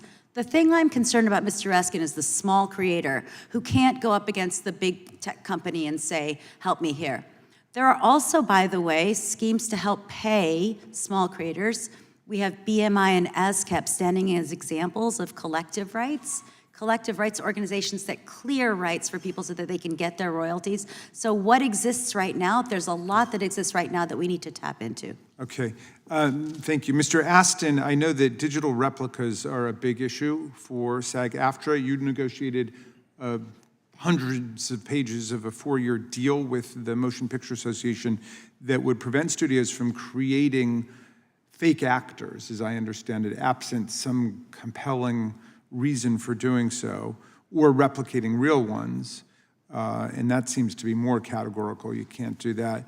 To get out of using living, breathing individuals on screen. Could you explain why collective bargaining agreements with provisions like those are necessary, and then answer whether they're sufficient to protect creators from individuals using AI to replicate name, image, likeness, voice, intonation, and so on. Yeah, absolutely. So they're absolutely necessary because the relationship between workers and their bosses is often fraught with being taken advantage of. And so we're very grateful that the companies in the previous cycle when we had our big strike, but in this cycle, were willing to work with us to try and figure out how to manage the fairness when it comes to digital replication and what you were talking about with synthetics. And when it comes to digital replication, we're able in bargaining to achieve an understanding about how much you should be compensated. Is that sufficient in your field? Does it cover all of the people in the workforce? Well, our collective bargaining agreement is our labor. So no, I mean each different union, the writers, the directors, the IATSE, everybody has to make their own deals. But is everybody represented such that they could come up with a similar agreement? Everybody has to try to accomplish what we did first, which is to get meaningful artificial intelligence protections language in our bargaining, and we are. We're respected. The SAG-AFTRA and our policy writers, our contract negotiating team is really been in the vanguard in this. But to me, for this moment, the important thing is it's only good for contracts that we are working with, that people who are signatory to our union. This No Fakes Act and the digital replication we're talking about exists everywhere else, and that's where nobody other than this body can offer the protections that we require, which is why we really appreciate you all working so hard on the piracy, but on this No Fakes Act. Thank you. Mr. Chairman, you'll back. I thank the gentleman. We now go to the gentleman from Texas, Mr. Gooden, for 5 minutes. Thank you. And I'm impressed with the ranking member who can turn a Republican witness into a collective bargaining chat. That's not surprised, but impressed. I actually have questions. You do know that Ronald Reagan once sat in a similar position. It can happen. It can happen, yes. No, we're not surprised. Professor, I'm so fascinated with some of the things I've heard. These LLMs, how do they ingest all of this material? Like the books we're talking about, the things that you're talking about they should have paid in, so to speak, for. How do they consume all of this information? Think of them as a giant Hoover. They suck them up. Where do they get them? They trawl the internet. They get them from various websites. As I said, it's come out in some discovery in some of the cases that they get them from pirate websites as well. In the Anthropic case, interestingly, they bought tons of books and ripped the covers off of them and copied them. But it's essentially disambiguating and copying. So what do you say? I'm not trying to be combative, I'm genuinely curious. What do you say when someone, because you said you and I have to pay for these books before we read them. What would you say if I said, well, yeah, but what if I paid for the book and give it to you? You're not going to then go write a check to the author. You're just going to read the book I gave you. So how's that any different than me just giving a book to an LLM? It's not, but who's given it to them? I don't give them my book. I wrote a book called Cultivating Copyright, and it was uploaded to ResearchGate, a pirate website, in about 3 minutes. I mean, I know I don't get a lot of royalties on my book, okay, but that's I'm sure it was interesting, too. 200 book. No, it wasn't, but it was $200. That could have been a couple Starbucks, you know? So I think that it's a little false to say that it's just like receiving a book. And sure, the first sale doctrine would say that you could receive a book, but they're not receiving it. They're trawling the internet. They're finding it. They're taking it. I mean, they're actually claiming fair use. And again, I'll just say fair use means you're saying, I infringed. You're not saying, I have the right to this. You're saying, I infringed, but I did this for a good reason. So there's an admission there that they're in fact taking stuff that's under copyright. The whole point of copyright law, y'all, is to make sure that creators get incentivized, but also that they get paid so that they keep doing what they do, right? We all work because we love what we do, but we also need to put food on the table. Do you think that there's a solution that they would go for? Or do you believe, is it your impression that they're just against any and all, no matter what? No, I think that there have been some licensing agreements, especially like in music licensing, for example, that have been emerging. I just think they think it's very expensive, and they think that in terms of the arms race against China, it might put salt in the gears, and that it might be, slow things down. But again, I want to just emphasize that two industries here. We can't just talk about the cost to the tech industry. We should talk about the cost to the copyright industries. Thank you. I've enjoyed hearing you, and I'd love to take one of your classes someday. Yield Would back. the gentleman yield? Always welcome. Take my time, sir, please. I thank you. I want to follow up on the question of fair use and so on. As you see it, Doctor, clearly the right to input, in other words, the right to read a book, isn't in controversy. The right to read or to learn from what's on the internet is not in controversy. So the part that I want to ask all our panelists for a moment is, as we look at the absolute right to read, it would seem that we have two questions. Do you pay for that which is copyrighted, similar to the way you would buy a book? And that's a fairly straightforward. The cost the cost of your books is on the cover of it, so to speak. The question, though, that I have for all of you is, once somebody has learned from, should this committee look to the nature of the output? Meaning, because I want to go back to fair use, which you cited very accurately, Shaquille O'Neal took my very words and put it in one of his rap songs, literally my voice, not my likeness, but my voice. When I asked him about it one day, he looked down at me and said, fair use. I've never forgotten that I never followed up after he said it. So the question, though, is, should we be looking at output more than input, meaning some input is the result of education, meaning it doesn't look like the original input in any way, shape, or form. It's a result of learning. Some has a similarity, and some, as Rudy would say, if you will, is him, his likeness. Should that be a standard that is not in any of the current legislation per se relative to the ingesters? I'll let you quickly answer. Quickly. It's tough. Each of you. It quickly is tough. Right? It's a complicated, law professor's favorite answer. It is complicated. This is why I take exception to the word training. When I, as a creator artist, I train so that I can learn things, so that I can make something new.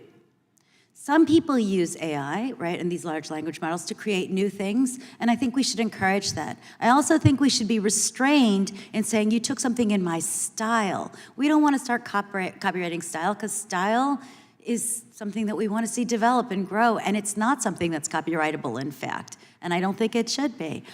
Your exact words, boy, I mean, maybe a short phrase was not copyrightable. If you took a paragraph from your book, that'd be less likely to be fair use. It wasn't my book, it was me saying, I know, it was you saying protected by Viper, stand back.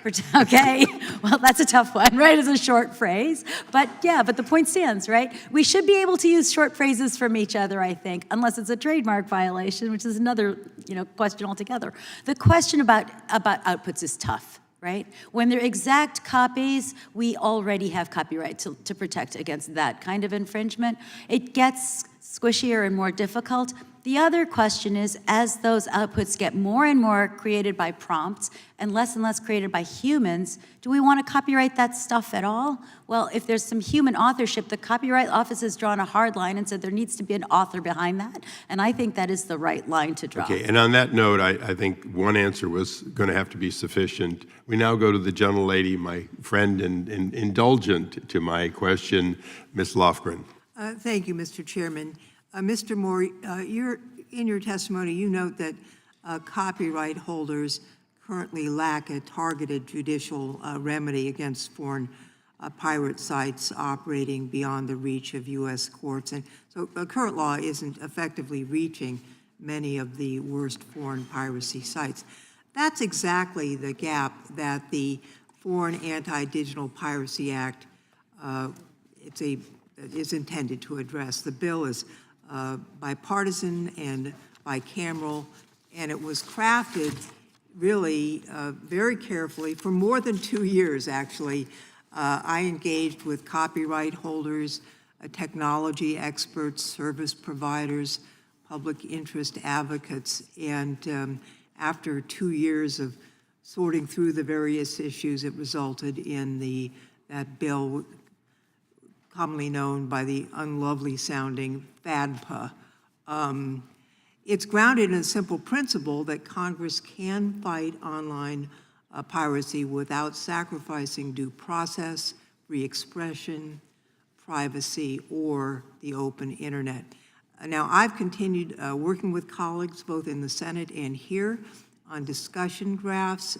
We are working and dialoguing, trying to find a viable path forward. I'd just like to mention, people have understandably raised the role that I played in SOPA so many years ago. As many of you know, I played a central role in stopping that adoption, and that's not because I support piracy. I don't. It was because those proposals raised real risks to the open internet and free expression and due process. So I'm hopeful that we will be able to make progress even in this Congress, or if necessary, in the next, in getting something like FADPA adopted. Professor, your testimony describes judicial site blocking as kind of a no-fault process, no damages, no blame assigned, no effort to hold providers liable for infringement. Given that, is it fair to say that Congress can provide strong liability protections for service providers that comply with the court order without also codifying broader secondary liability rules from Cox? What do you think of that? Yeah, if you're asking me whether there are sufficient protections built into judicial site blocking, I think absolutely there are. We've been talking about it for a while now, and we've seen it implemented in various countries, and I think, yes, I think legitimate non-infringing uses will still flourish. I think the question is really the bad actors, the pirate sites that we can't go at. It's whack-a-mole. That's what we're trying to solve. I'm interested, as we noted, Congress is not usually quick to act, and we've discussed the ruling in California and fair use, essentially finding that data for training models is transformative, non-expressive, and therefore protected. A reasonable argument can be made on the other side. Meanwhile, we're not doing much here. And I'm wondering if anybody can address the technological protections that could be available to individuals. There can be digital watermarking, and it is possible to make sites unavailable to AI scoping up. And the question is, would Congress by rule, or could the executive by rule, or do we need to, by rule, enhance that opportunity for people to take technological steps to protect themselves from the hoovering up of data? Anybody got an idea? So far, it's been sort of leaky. There are watermarks, and there's encryption, and there are ways, but there's so many end runs, and I think that's part of the problem. One of the things I think, Ms. Lofgren, that we could do is perhaps incentivize companies that are creating technologies, possibly by subsidizing them somewhat. I think the caution is fair and reasonable. I think we can't progress quickly, and again, we're concerned about stifling innovation. It's a very reasonable concern. But I think the technological solutions have been, there's a will, and hopefully where there's a will, there's a way, but so far they haven't been perfect, and meanwhile, technology's moving so rapidly. The Copyright Office was working on what's copyrightable. Their ultimate conclusion was you have to have a human author to have the protection. I agree with that, but here's the rub. If a human author is using AI to create, then they should have protection. And where do you draw the line between it's AI generated and it's a human using AI as a tool? Unfortunately, before they reach the end of that process, the president illegally fired the registrar and then fired the librarian, and they've not been refilled. Do you think existing copyright law sufficiently addresses AI's role in creating, or do we need some more revision and guidance from experts in the Copyright Office, Professor? And you can briefly answer that, although Yeah, we're out at of the time. moment, I think the Copyright Office is holding a fair line. It's basically saying, show us the human back here. If you can show what you did, how you prompted, I tell my students this, show me your prompts, and I better be able to do it, doing those prompts as well. That's copyrightable. I think that's fair. It shows that the human, in fact, guided the AI. That's going to happen like with any tool. Whether we can continue to do that or not remains to be seen. I thank the gentleladies. We now go to the gentlelady from Florida, Ms. Lee. Thank you, Mr. Chairman. As we're hearing today, the internet has created extraordinary opportunities for innovation, but it has also made it easier to steal intellectual property and exploit identity through AI-generated content. And as Congress considers whether our laws have kept pace, we have a responsibility to protect creators, innovators, and everyday Americans while preserving free expression and ensuring that the United States remains the global leader in AI innovation. So I thank all of you for being here today to share your insights and your expertise in helping us strike that balance. Mr. Floyd, I'd like to start with you. You made the point that America should win the AI race, but not at the expense of lowering our intellectual property standards to match those of countries like China. And I think that's exactly the right approach, that we shouldn't have to choose between innovation and protecting American creativity. As counsel to Amblin Entertainment, you've seen firsthand how much investment, planning, and talent go into bringing a project from script to screen. And it's important that we recognize that uncertainty surrounding AI-generated digital replicas affects not just actors, but studios, production companies, and the thousands of people whose jobs depend on the success of the creative industries. How would a clear federal framework like the No Fakes Act provide the certainty needed to continue investing in American storytelling while preserving our leadership in AI innovation? Thank you for that question. It's a good balance, and the other witnesses have talked about we do need to balance the interests of AI and the interests of our creative industry, and the rules do that. Something like No Fakes, they carve out exceptions for biopics and news and documentaries, so we have a legal standard and a balance so we know going in what can be used and what can't be used. And we spend, a motion picture company will spend anywhere from $10 to $200 million on a project. And so that is a huge investment. It's thousands of people who are working on Disclosure Day. We had 4,000 employees. And so to spend that kind of money and to hire that amount of people, we need to have the ground rules to know that our investment is going to be protected along the way, and balancing those with a federal law would help that. And Mr. Astin, you spoke about the impact that AI-generated digital replicas can have on performers, but also that these same technologies are increasingly being used to target everyday Americans as well. Whether it is an actor whose performance is replicated without consent, or a teacher, a veteran, a small business owner, a teenager whose voice and likeness is cloned to commit fraud or damage their reputation, the underlying harm is the same. Someone is exploiting another person's identity without permission. Would you speak to how protecting an individual's voice and likeness should be a right for all of those people, but also what you're hoping to see Congress do to make that a reality? Absolutely. Thank you so much for that. You know, it's easy and obvious when you look at performers. If something happens with their reputation, their identity, their likeness, and their voice, the impact to our business is immediate. But really what's at stake is you want to have some mechanism to stop someone from doing something harmful to you.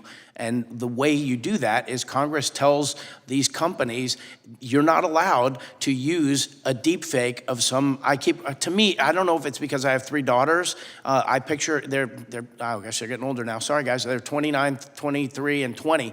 And if somebody deep fakes them and there's nothing I can do about it, it feels so horrible. So the idea that you guys could pass a law that says I can go to YouTube and say, please take this down, or my daughters on their own behalf can say, please take this down, and they have a law that says, oh yes, that's been established as a deepfake, that's not your identity, and they can take it down. I just want to live in a world where they just can't abuse people like this. They just can't make you, it should be an outlier that someone steals your identity, your credit card identity, whatever. It should be an outlier that somebody bad, there's a bad actor out there, bad behavior, right? This is like so massively available to everybody to do without it's so simple. You just prompt a little thing, make Sean look like he's doing this and whatever, and it looks so realistic, and their creativity, their nefariousness can have me doing something, and we're just sitting here like, that should not be allowed. It's just as plain as a nose on your face. It should not be allowed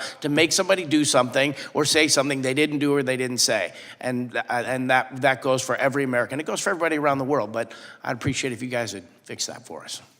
Well, Mr. Astin, as a policymaker and as a parent, I agree wholeheartedly with that assessment. So thank you for your input. And Mr. Chairman, I yield back. I thank the gentlelady. I might note that a generation ago, somebody once said, where do I go to get my reputation back? And perhaps that's a lot of what we're talking about with deepfakes. You want to hear a Shakespeare one, or it's sort of a paraphrase If of the Shakespeare? gentlelady from North Carolina will sorry. indulge.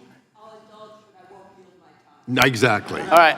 Please, this sir. is a good one. You take away my life, you take that which is bestial. You take away my reputation, you take the immortal part of my soul. So that's a paraphrase, but it sounds good. Okay, he went back further than I could.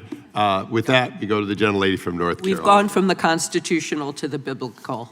Mr. Francis, you haven't gotten much action. And many of my questions about AI have been taken, so I'm going to ask you the next question, which, by the way, my Secretary of State is very interested in, because she ends up having to enforce counterfeit laws in North Carolina because there are not enough federal resources to do it. And by the way, she used to get grants to do that from the federal government, and about 20 years ago, that dried up. And so I want to ask you a few questions, and then also ask you about who our partners should be in enforcing some of these trademark and copyright counterfeit laws. So you testified that counterfeits in our supply chain pose significant risk to Americans' health and safety. They range from unsafe counterfeit auto parts, dangerous technology knockoffs, poisonous prescription drugs, and toxic personal care products. So what happens when counterfeits steal the goodwill that legitimate companies have spent decades building and use it to sell products that put customers' health and safety at risk? And how would the SHOP Act help with that? Well, I will start with the partnerships. The Secretary of State in North Carolina, there are so many task forces that at the state and local levels that do a tremendous amount of work. And yes, ma'am, you're right. The Bureau of Justice Assistance grants that were available for almost 25 years have essentially been stopped funding these task forces, which have a significant impact on enforcing intellectual property. And we would love to see the support of that, bringing these grants back, because we know the consequences without the Bureau of Justice Assistance grants. Yeah, these counterfeit goods remain to be an extreme problem, especially with the health and safety risk to the American consumers. I think it's very difficult to kind of assess the entirety of the issue. But when we're looking at these marketplaces that have these anonymous foreign sellers that are selling goods online, there's very few effective ways to take them down from state and local law enforcement. And something we have seen as a very useful tool, our Schedule A litigation. This allows a rights holder to file a lawsuit and join all these anonymous foreign sellers online in an effort to recover some of the losses to them. As it relates to the Shop Safe Act, from a consumer's perspective, I can answer it that way. I would, as a consumer, expect to understand where the origin of these products came from. And I think most consumers believe that there's a continuous monitoring of these sellers online. And we'd love to have and see continuous vetting of these sellers and where the products came from. Right, but basically there has not been effective enforcement, either at the federal level or now it's pretty much unfunded at the state level. We're leaving it up to state legislatures to decide whether or not they're going to give state law enforcement the tools they need. Is that correct? That is correct. And that's unfortunate. That's something Congress could do, Yeah, right? and I'll speak for the entire IP industry. The grants that are provided to state and locals are, incredibly valuable. Today, with the priorities of the federal government, I think there's no one more important than state level law enforcement that are actually doing the work on the ground each and every day. Great. Thank you so much. I do want to pick up on something that the chairman asked about the output, because we've been focusing a lot on the input, and we've had this Anthropic lawsuit, and I took copyright law when I was in, and I had David Lang at Duke University who taught me copyright law. It was so much fun. We started with Ansel Adams. But I want to talk about the output because I know that the Copyright Office is coming up with rules for what is produced and whether or not there's human content. But Professor, could you tell us a little bit about how we could apply copyright law from derivative works to this? Because it seems to me that if you're actually using something that somebody else had, you should have gotten the license in the first place. It wasn't a fair use. But then it is considered a derivative work. And a derivative work has to have the attribution and all those other things. And so I'm going to ask for indulgence for the answer to that question. Great question.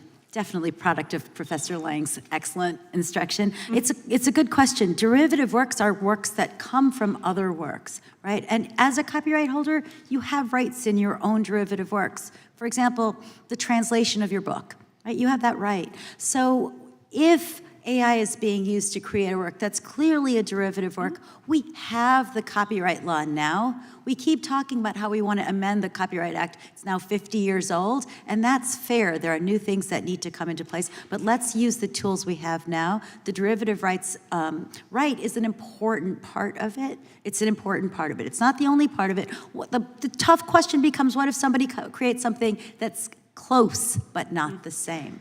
We want to encourage that, but we also want to say you can't come too close, right? You can't take where the authorship is. What did I put into that thing that made me the author? An author, by the way, can talk about a musician or anybody else creative.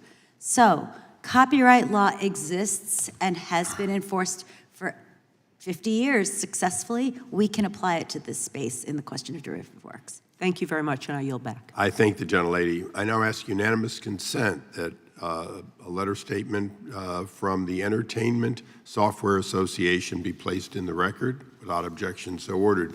Additionally, we'll be placing in the record the Fifth Circuit decision in Vetter versus Resnick, since it's been included so much as a part of this hearing. Without objection, so ordered. And we now go to the gentleman from South Carolina for 5 minutes. Thank you, Mr. Chairman, for having this hearing. Thank you guys for being here today. Appreciate your testimony. Mr. Astin, the actors that you represent are generally not the copyright owners in the films and television shows in which they appear. Can you explain how piracy, however, impacts you or the members that you represent? And is the adoption of site blocking in the U.S. important to those members, and why? We see our work exhibited in places like on YouTube and around the world where they have not made an agreement with the people who hold the copyrights. So we are powerless in two directions. We're powerless to go to those big companies and get them to compensate us according to our contracts, and the people we have the contracts with don't seem to be doing anything about it. So, and that's not actually true. Yesterday, a lawsuit was filed, and so we're looking forward to it. But we're on the business end of a lot of this stuff, and we don't have a lot of control. So we do the best we can to negotiate the best deals that we can, and then We hope that the companies we're in business with advocate for the protection of their IP, and we really want them to be good at that. Would site blocking be something that you and your members would like to see and appreciate, and would that have an impact for your members? Well, just like, as I said, the ability for our employers, who we have our collective bargaining with, to successfully impose the law or that copyright, to protect their copyright. If that mechanism, if that tool is going to help them, then we're all for it. Absolutely. From a global perspective, I think it's been testified today that we were a leader, and maybe still are in some aspects, but we're a leader in establishing standards for strong IP. But we've got some catching up to do. That if we were to do something, create a more robust system to target these offshore criminal actors, can you explain what this would mean for the U.S. Generally, and our ability to maintain the status as that global leader in creativity and innovation?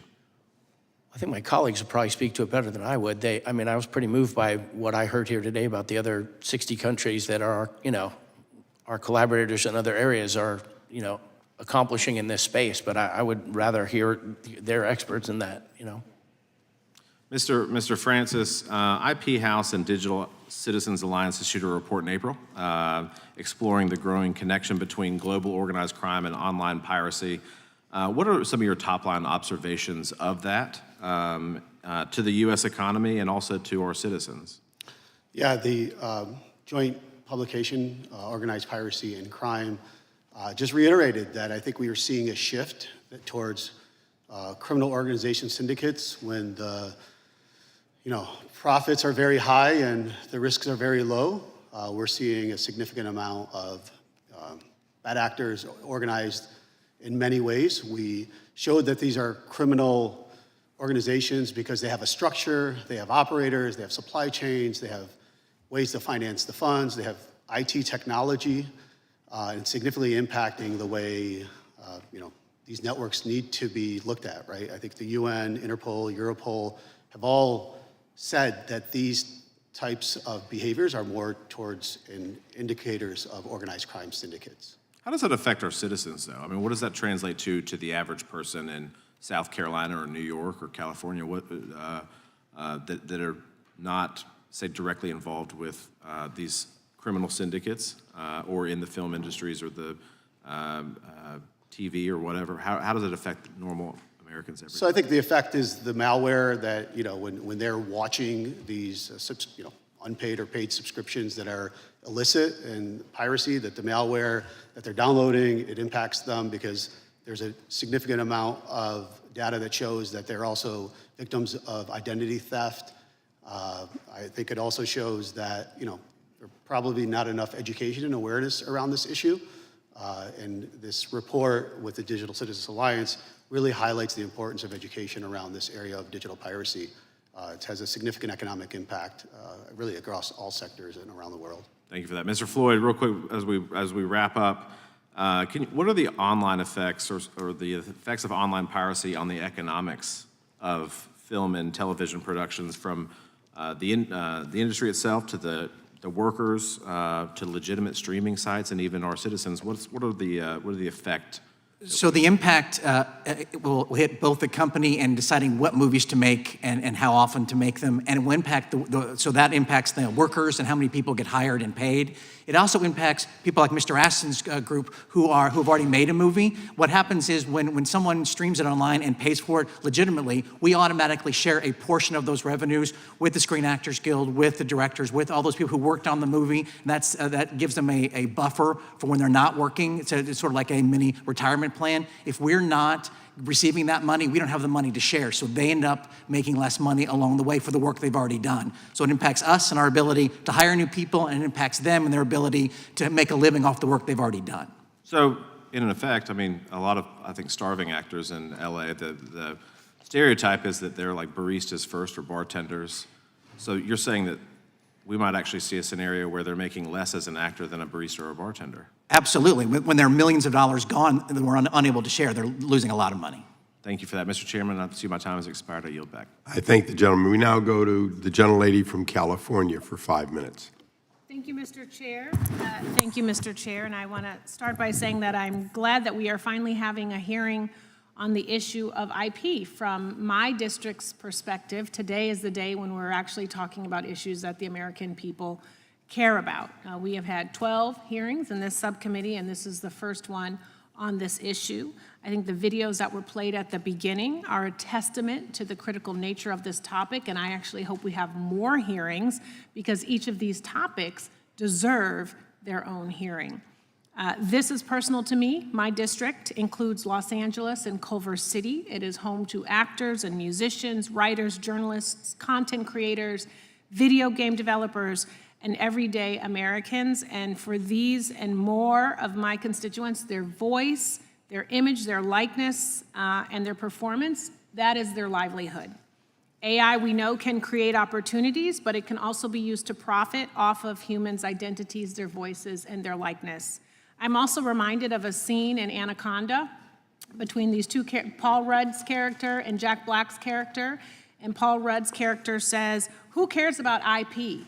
And Black's response is, "Literally everyone." That is what big movies are about. That is why we are here.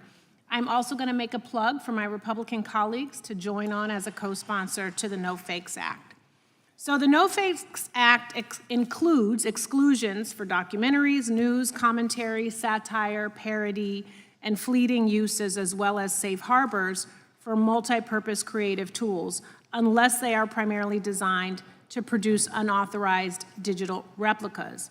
The video game industry has raised some good faith concerns that because games rely on fictional characters, background characters, user-created avatars, that the bill could unintentionally capture lawful content or expose developers to claims based on incidental resemblance. So, Mr. Floyd, how can Congress make sure that the bill doesn't sweep in fictional characters, incidental likenesses, or legitimate tools that are used in these interactive games? Well, I think as long as there are guidelines in the legislation to help guide what everyone moves forward on, it would be helpful. There are, under the copyright laws now, you can have incidental uses or uses that are similar, but it's the substantiality of what goes on. So the legislation talks about that. That will help give guidance to everybody as to know. So if there's one background actor that looks similar, maybe that's not enough, but if it's one exact replica would be too much, but many that are similar might be too much, but you have that balancing act sort of with those guidelines. Thank you for that. This has come up about counterfeiters.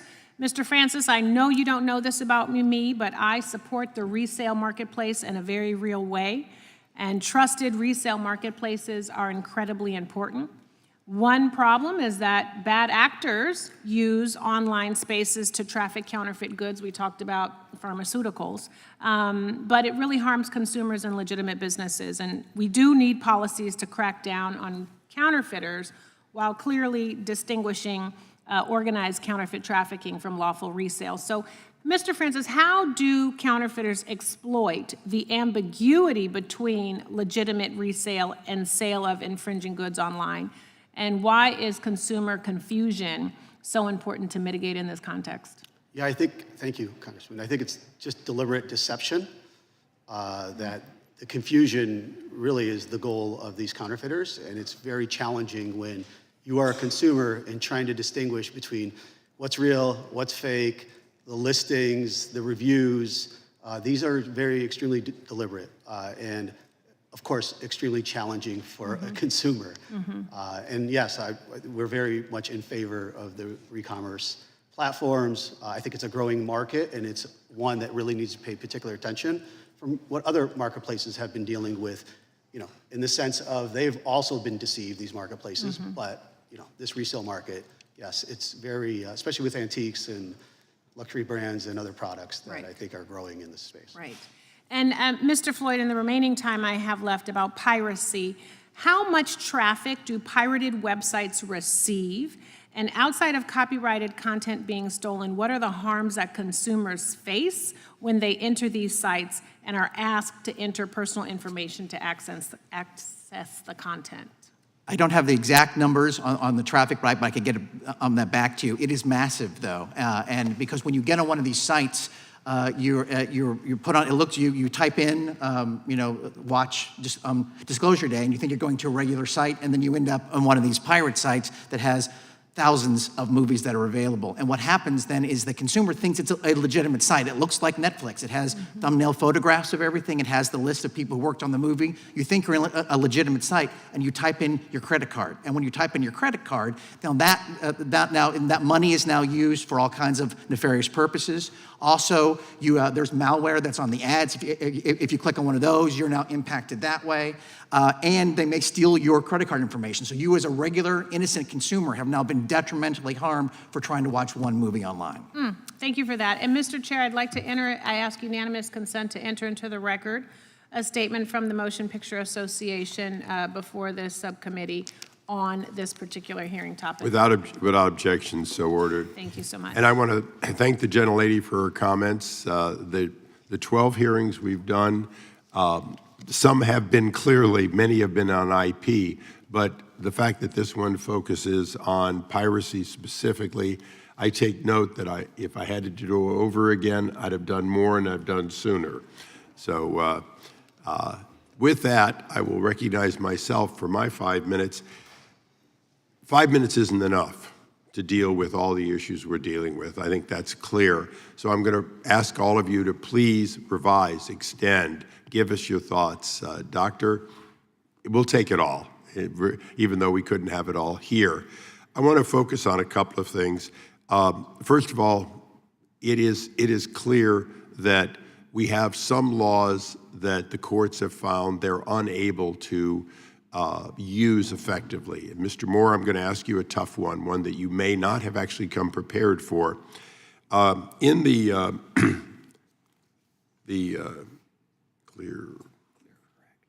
Clear Correct case, the Fed Circuit limited the ITC from enforcing essentially what we've been talking about here. They can't enforce that which comes in from outside the country, which is intangible. And I'm going to ask you and then the others, as we look to do site blocking and the other enforcements, including and notwithstanding states that try to enforce federal law or contract, should we be looking to empower organizations like the ITC and any other existing body to, in fact, have the ability to deal in this growing thing of intangible or non-physical property in a way that would allow for a broader enforcement of our laws?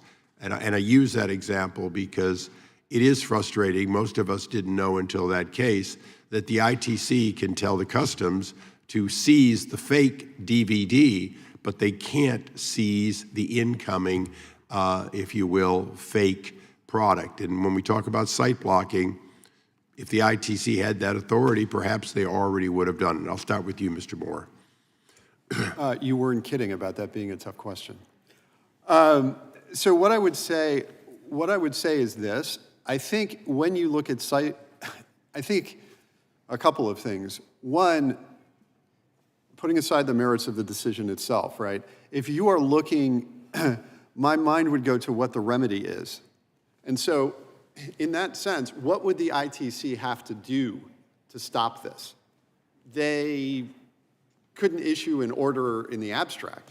They would have to find someone, an entity, and tell it, okay, you might not be doing this conduct, but you must cease enabling it. That is essentially where that is site blocking. Sure. Right? And so the question then becomes, for us, the questions would become what the guardrails are and whether they're appropriate. Absolutely. I'm not going to claim that Ways and Means and we wouldn't have a lot to do. But Mr. Francis, I'm going to stay on this line because it's the one thing we didn't cover. The port of entry into America is Baltimore, Los Angeles, et cetera, Seattle. But the port of entry for products that are worth countless billions, literally trillions of dollars, in fact, today is the internet. Are we, to a great extent, looking at the customs process coming into the United States of product that has not been paid for, product that is in fact counterfeit? Are we looking at customs in the broadest sense having to be expanded to include intangible? And should that be the work of this and the other committees for the foreseeable future? Yes, Mr. Chairman, I do think that the non-tangible items have been a concern. When I was even at the director of the IPR Center, that we didn't really focus our efforts there. But I do think that there could be some legislative and enforcement frameworks that can be built around that to ensure that we could do something beyond just the tangible items that we're seizing at the ports of entry.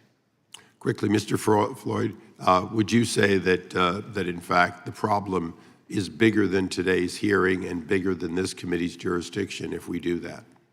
Yes, it is a massive problem. So we're very happy that this committee is working on it, but it will go much beyond this. Yes. Mr. Astin, you've been a superb witness, and I'm a fan of your work before you had this job. But you mentioned support for deepfakes. Mr. Moore and others have shown us some areas where there could be some unintended problems. Is it your position that if we can find the solutions that meet the goal of deepfakes, that in fact you'd be equally supportive as an organization to that, as long as we can get to it? Well, I'll do you one better. I've been watching for 3 years our team and the other incredible coalition work hard to meet every single one of these potential concerns with openness, with creativity. And so, I mentioned YouTube. YouTube is a part of this coalition. OpenAI is part of this coalition. Is it complex? Yes, it's very, very complex, but they know as far as I'm concerned, the core, the essence of this No Fakes Act is to protect people's identity. So I've actually been reading and learning and watching some podcasts about all your laws, all these kind of enterprise. Whew, that's a different lifetime.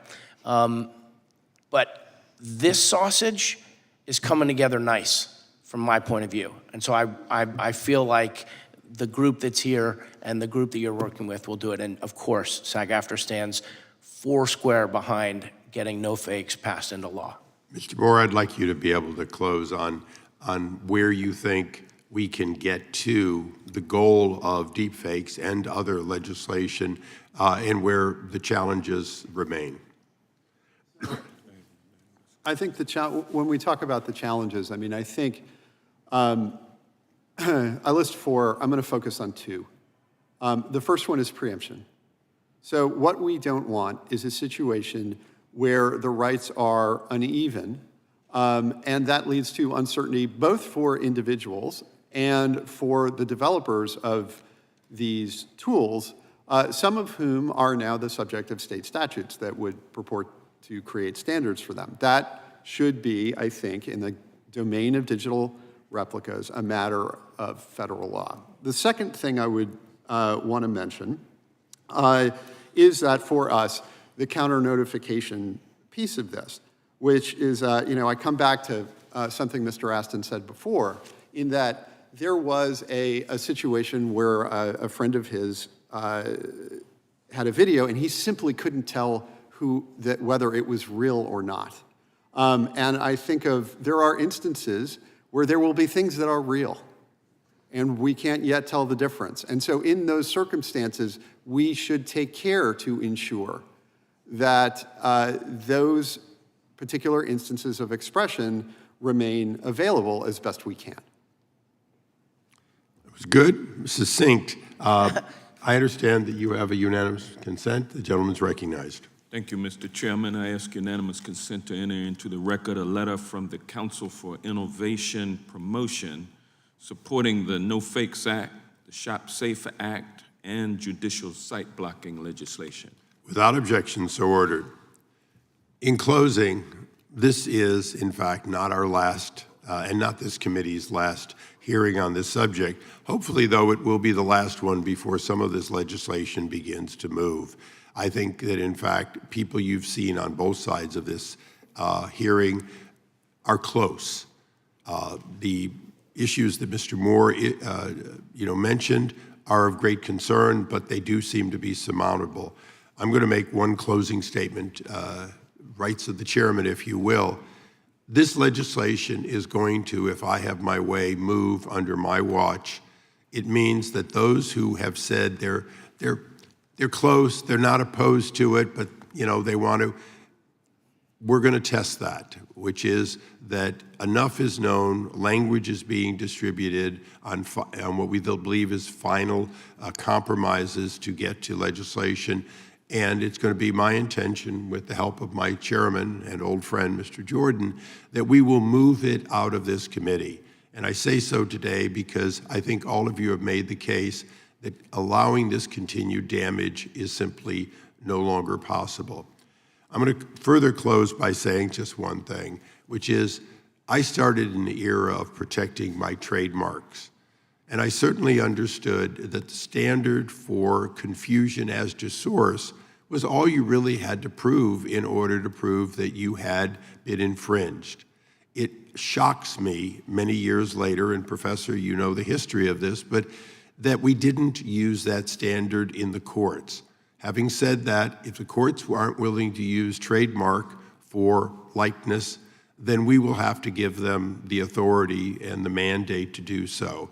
And that will be the goal of this committee. The part I have to say at the close is simply that we will have 5 legislative days, which with our current schedule could give you a lot more than 5 days, to accept additional statements here and questions for all of you, and then a reasonable time to respond. Will all of you agree to take those questions and answer them to the best of your ability? Yes. Thank you all. You've been very generous with your time. This subcommittee stands adjourned.